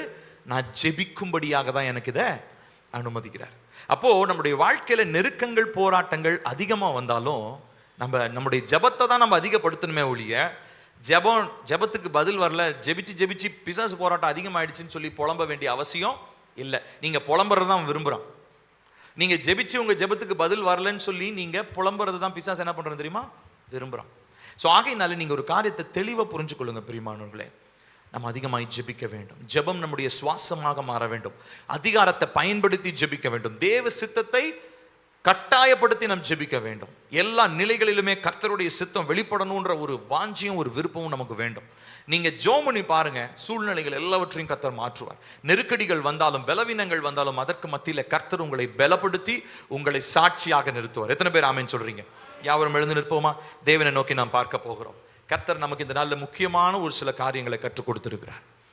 தாழ்மை, மன தாழ்மையோடு தாழ்த்தி ஜெபம் பண்ணி அவருடைய முகத்தை தேடி பொல்லாத வழிகளை விட்டு திரும்பும் பொழுது அவர் பரலோகத்தில் இருக்கிறதான அவர் கேட்டு நம்முடைய பாவத்தை மன்னித்து நம்முடைய குடும்பத்திற்கு, நம்முடைய சமுதாயத்திற்கு சேமத்தை, ஆசீர்வாதத்தை அவர் தர உண்மையுடையவராக இருக்கிறார். ஸோ பிரேயர் இந்த நாளில் கேளுங்க, இசப்பா நான் ஒருவேளை என்னுடைய ஜெப வாழ்க்கை எப்படி இதுக்கு முன்னாடி இருந்திருந்தாலும் பரவாயில்ல, இன்னையிலிருந்து என் ஜெப வாழ்க்கையில ஒரு புதிய ஒரு அபிஷேகம் ஊற்றப்படட்டும்ப்பா. கேட்கலாமா? கர்த்தாவே, என்னுடைய ஜெப வாழ்க்கையில ஒரு புதிய அபிஷேகம் ஊற்றப்படட்டும். இது வரைக்கும் என்னுடைய ஜெப வாழ்க்கை எப்படி இருந்திருந்தாலும் பரவாயில்ல, இது வரைக்கும் நான் வெறுமனே காரியத்துக்காக மாத்திரம் ஜெபிக்கிற மனுஷனா நான் இருந்திருப்பேன். ஆனா இந்த நாளிலே நான் ஜெபிக்கிறவனா, உண்மையாலுமே இந்த ஜெபம்ன்றது என்னுடைய சுவாசமாக மாற்றப்பட வேண்டும். கேட்கலாமா? கர்த்தாவே, நான் இது வரைக்கும் சும்மா காரியவாதியாக வந்து ஏதோ எனக்கு நன்மை வரணுன்றதுக்காக ஜெபித்த நாட்கள் மாறி, உண்மையாலுமே நான் ராஜ்யத்தினுடைய ஆசாரியனாக மாற்றப்பட்டேன் என்கிறதான நிலைமையை புரிந்து கொண்டு, அந்த நிலைப்பாட்டை புரிந்து கொண்டு கர்த்தருடைய சமூகத்திலே ஊக்கமாய் ஜெபிக்கிற மனுஷனாய் நீர் என்னை மாற்றும். அப்பா, ஏற்கனவே இருக்கிறதான அந்த ஜெப நேரங்கள் எல்லாம் இன்னும் அதிகரிக்கட்டும். அப்பா, ஒருவேளை நான் வெறுமனே 10 நிமிஷம் 1/4 மணி நேரம் ஜெபிக்கிற மனுஷனா இருந்தா, குறைஞ்சது 1 மணி நேரம்னாச்சும் நான் ஜெபிக்க எனக்கு உதவி செய்யுங்க. கேளுங்க, எல்லாரும் வாய் திறந்து கேளுங்க. அப்பா, ஜெபம் என்னுடைய சுவாசமாய் மாறட்டும் அப்பா. ஜெபம் என்னுடைய சுவாசமாய் மாறட்டும் அப்பா. அப்பா, என்னுடைய வாழ்க்கையில அப்பா நீங்க ஜெபத்தை நீங்க விரும்புகிற தேவனாக இருக்கிறீங்க. நாங்க கூடி வரும்போது ஜெபத்தை தான் நீங்க விரும்புறீங்க. கூடி வர்ற இடத்தை நீங்க ஜெப வீடுன்னு தான் சொல்றீங்க. ஜெபத்தை பல இடங்களில் நீங்க எவ்வளவோ நீங்க பிரதானப்படுத்தி இருக்கிறீங்க. அது மாத்திரம் இல்ல, தேவ சித்தத்துக்காக நாங்க ஜெபிக்கிறோம். தேவ சித்தத்தை நாங்க ரீஇன்ஃபோர்ஸ் பண்ணணும், கட்டாயப்படுத்தணும்ன்றதை எங்களுக்கு கற்றுக் கொடுத்திருக்கிறீங்க. ஆகையினால இந்த நாளிலே தேவ பிள்ளைகளாகிய நாங்கள் உம்முடைய சமூகத்திலே வந்து அப்பா, நாங்கள் இன்னும் அதிகமாய் ஜெபிக்க, ஆவில நிரம்பி ஜெபிக்க, எந்த நிலைகளிலும் ஜெபித்து கொண்டே இருக்க கர்த்தர் எங்களுக்கு உதவி செய்யும். உம்முடைய வார்த்தை சொல்லுது, இடைவிடாமல் ஜெபம் பண்ணுங்கள் என்று சொல்லி. எப்படி இடைவிடாமல் ஜெபிக்க முடியும்? எப்படி இடைவிடாமல் ஜெபிக்க முடியும்? பண்றதுக்கு வேலை இருக்குது, நம்ம போறோம் வரோம், எத்தனையோ வேலைகளை செய்யறோம். ஆனாலும் நம்முடைய உள்ளத்துக்குள்ள இருந்து அந்த ஜெப ஆவியானவர் அந்த ஜெபத்தை செய்யும்படி நமக்குள்ள இருந்து அவர் ஜெபங்களை ஏறெடுத்து கொண்டே இருப்பார். அதனாலதான் இடைவிடாமல் ஜெபம் பண்ண முடியும். சில நேரங்களில் நான் ஜெபித்து விட்டு தூங்கும் பொழுது தூக்கத்துல கூட என்னுடைய இருதயத்திற்குள்ளாக சத்தம் கேட்கிறத நான் உணர்ந்திருக்கிறேன். தூக்கத்துல கூட அந்நிய பாஷையினுடைய சத்தங்கள் என்னுடைய காதுகளிலே கேட்கிறத நான் உணர்ந்திருக்கிறேன். இது என்ன தெரியுங்களா? ஆவியானவர் நமக்குள்ளாக இருந்து ஏறெடுக்கிறதான வேண்டுதல்களும் விண்ணப்பங்களுமாக இருக்கிறது. இவ்விதமான ஜெப அனுபவத்திற்குள்ளாக நம்ம வரணும் பிரியமானவர்களே. நான் வெறுமனே நான் இங்க உங்க முன்னாடி நின்று போதிக்கிற ஒரு மனுஷனா இல்லைங்க. நான் இதை என் வாழ்க்கையில நடைமுறைப்படுத்தி அதை அனுபவித்து உங்க முன்னாடி நான் போதிக்கிறேன். ஆகையினால் இந்த நாளிலே உங்க எல்லாருக்கும் நான் ஒரு ஆலோசனையா சொல்ற ஒரு காரியம், அப்பா, என் வாழ்க்கையில ஜெப அபிஷேகத்தை கர்த்தர் ஊற்றுங்க. ஜெபம் என்பது என்னுடைய வாழ்க்கையினுடைய சுவாசமாக மாறட்டும் அப்பா. என்னுடைய ஆவிக்குரிய வாழ்க்கைக்கு சுவாசம் ஜெபமாக இருக்கட்டும் அப்பா. நான் இன்னும் அதிகமா ஜெபிக்க எனக்கு உதவி செய்யுங்க அப்பா. நான் இதுவரைக்கும் ஜெபத்துல குறைவுள்ள மனுஷனா நான் இருந்திருக்கிறேன். ஆனா குறைவு எல்லாம் என்னை விட்டு நீங்கட்டும். மாம்ச பலவீனங்கள் என்னை விட்டு நீங்கட்டும். தேவ சித்தத்தை புரிந்து கொள்ளாம ஏன் இச்சைக்காக ஜெபித்த ஜெபங்கள் மாற்றப்படட்டும். நான் கர்த்தருடைய விருப்பத்தின்படி ஜெபிக்கிறவனா என்ன நீங்க மாற்றுங்க, என்ன உருவாக்குங்க. நான் மலையின் மேல் இருக்கிற பட்டணமாய் இருக்க வேண்டுமே, நான் உலகத்திற்கு வெளிச்சமாய் இருக்க வேண்டுமே. கர்த்தர் என்னுடைய தேசத்திலே நான் இருக்கிற இடத்துல என்னை உப்பாக வைத்திருக்கிறீரே. ஆகையினால இந்த தன்மை என்னிடத்திலே உருவாகல அப்படின்னு சொல்லி சொன்னா, இந்த நாளிலே பரிசுத்த ஆவியானவர் இந்த மாற்றத்தை எனக்குள்ளாக ஏற்படுத்தும். கேட்கலாம், எல்லாரும் வாயை திறந்து கேட்கலாம். கர்த்தருடைய ஆவியானவர் இந்த மாற்றத்தை எனக்குள் ஏற்படுத்துங்க. எப்பொழுதும் நான் ஜெபிக்கிறவனா என்ன மாற்றுங்க. ஒருவேளை ஆவியானுடைய அபிஷேகத்தை பெறலன்னா சொல்லுங்க, கர்த்தாவே, என் நாவின் கட்டுகளை அவிழ்த்து நான் எப்பொழுதும் அப்பா அந்நிய பாஷைகளில் ஜெபிக்கிறவனா என்ன மாற்றுங்கப்பா. ஒருவேளை அந்த அபிஷேகத்தை நான் பெறல, அந்த நாவின் கட்டுகள் அவிழ்க்கப்படலைன்னா அதனை தினந்தோறும் நீங்க கேட்க பழகுங்க. கர்த்தாவே, என் நாவின் கட்டுகளை அவிழ்த்து விடுங்க. நான் எப்பொழுதும் அந்நிய பாஷையில நிரம்பி ஜெபிக்கிறவனாக நான் மாற்றப்படணும். ஜெபம் என்பது என்னுடைய ஆவிக்குரிய வாழ்க்கையின் சுவாசமாக மாற்றப்படணும் அப்பா. இதுவரை இருந்ததான எல்லா விதமான சரீர பிரகாரமான சோர்வுகள், சரீர பிரகாரமான பலவீனங்கள், குறைவுகள் எல்லாவற்றையும் நான் பொருட்படுத்தாமல் இன்னும் அதிகமாய் ஜெபிக்க, தேவ சித்தத்தை அறிந்து ஜெபிக்க, அதிகாரத்தை பயன்படுத்தி ஜெபிக்க, கர்த்தருடைய சித்தத்தை கட்டாயப்படுத்தி என்னுடைய இருள் நிறைந்த தேசத்திற்குள்ளாக, இருள் நிறைந்த என் குடும்பத்திற்குள்ளாக கர்த்தருடைய வெளிச்சம் உண்டாகும்படி நான் ஜெபிக்க இந்த நாளில் என்னை முழுவதுமாய் நான் ஒப்புக் கொடுக்கிறேன். ஜெபம் என்பது என்னுடைய சுவாசமாய் மாறுவதாக, என்னுடைய வாழ்க்கையில காணப்படுகிற ஜெப குறைவு இயேசுவின் நாமத்தினால வெளியேறுவதாக, ஜெபத்தை குறித்ததான ஒரு வாஞ்சை உண்டாகட்டும். ஜெபம் என்பது என்னுடைய ஆவிக்குரிய தாகமாக மாறட்டும். எப்பொழுது நான் வருவேன், எப்பொழுது உம்முடைய சமூகத்திற்கு வருவேன், எப்பொழுது உம்முடைய முகத்தை தரிசிப்பேன் என்று சொல்லி ஜெபத்தில் ஒரு ஏக்கம் உண்டாகட்டும்.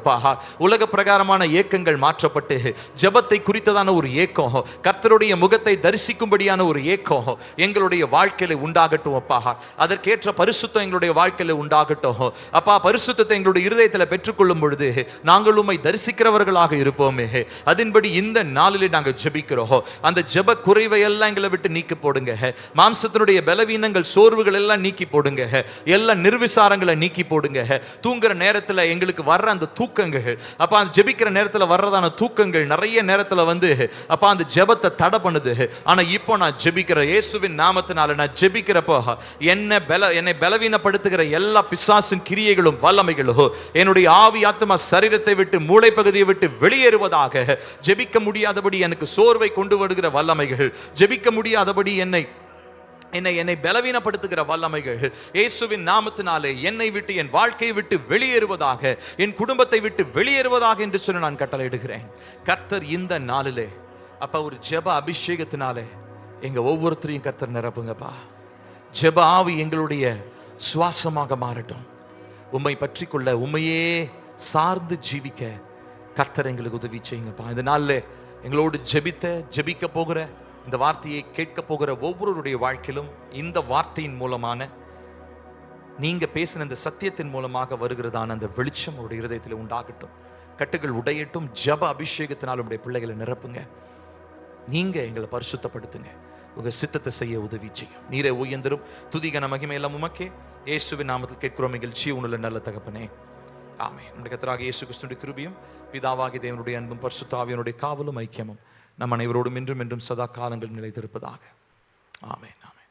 Praise the Lord. கர்த்தர் நம்மை ஆசீர்வதிப்பார்.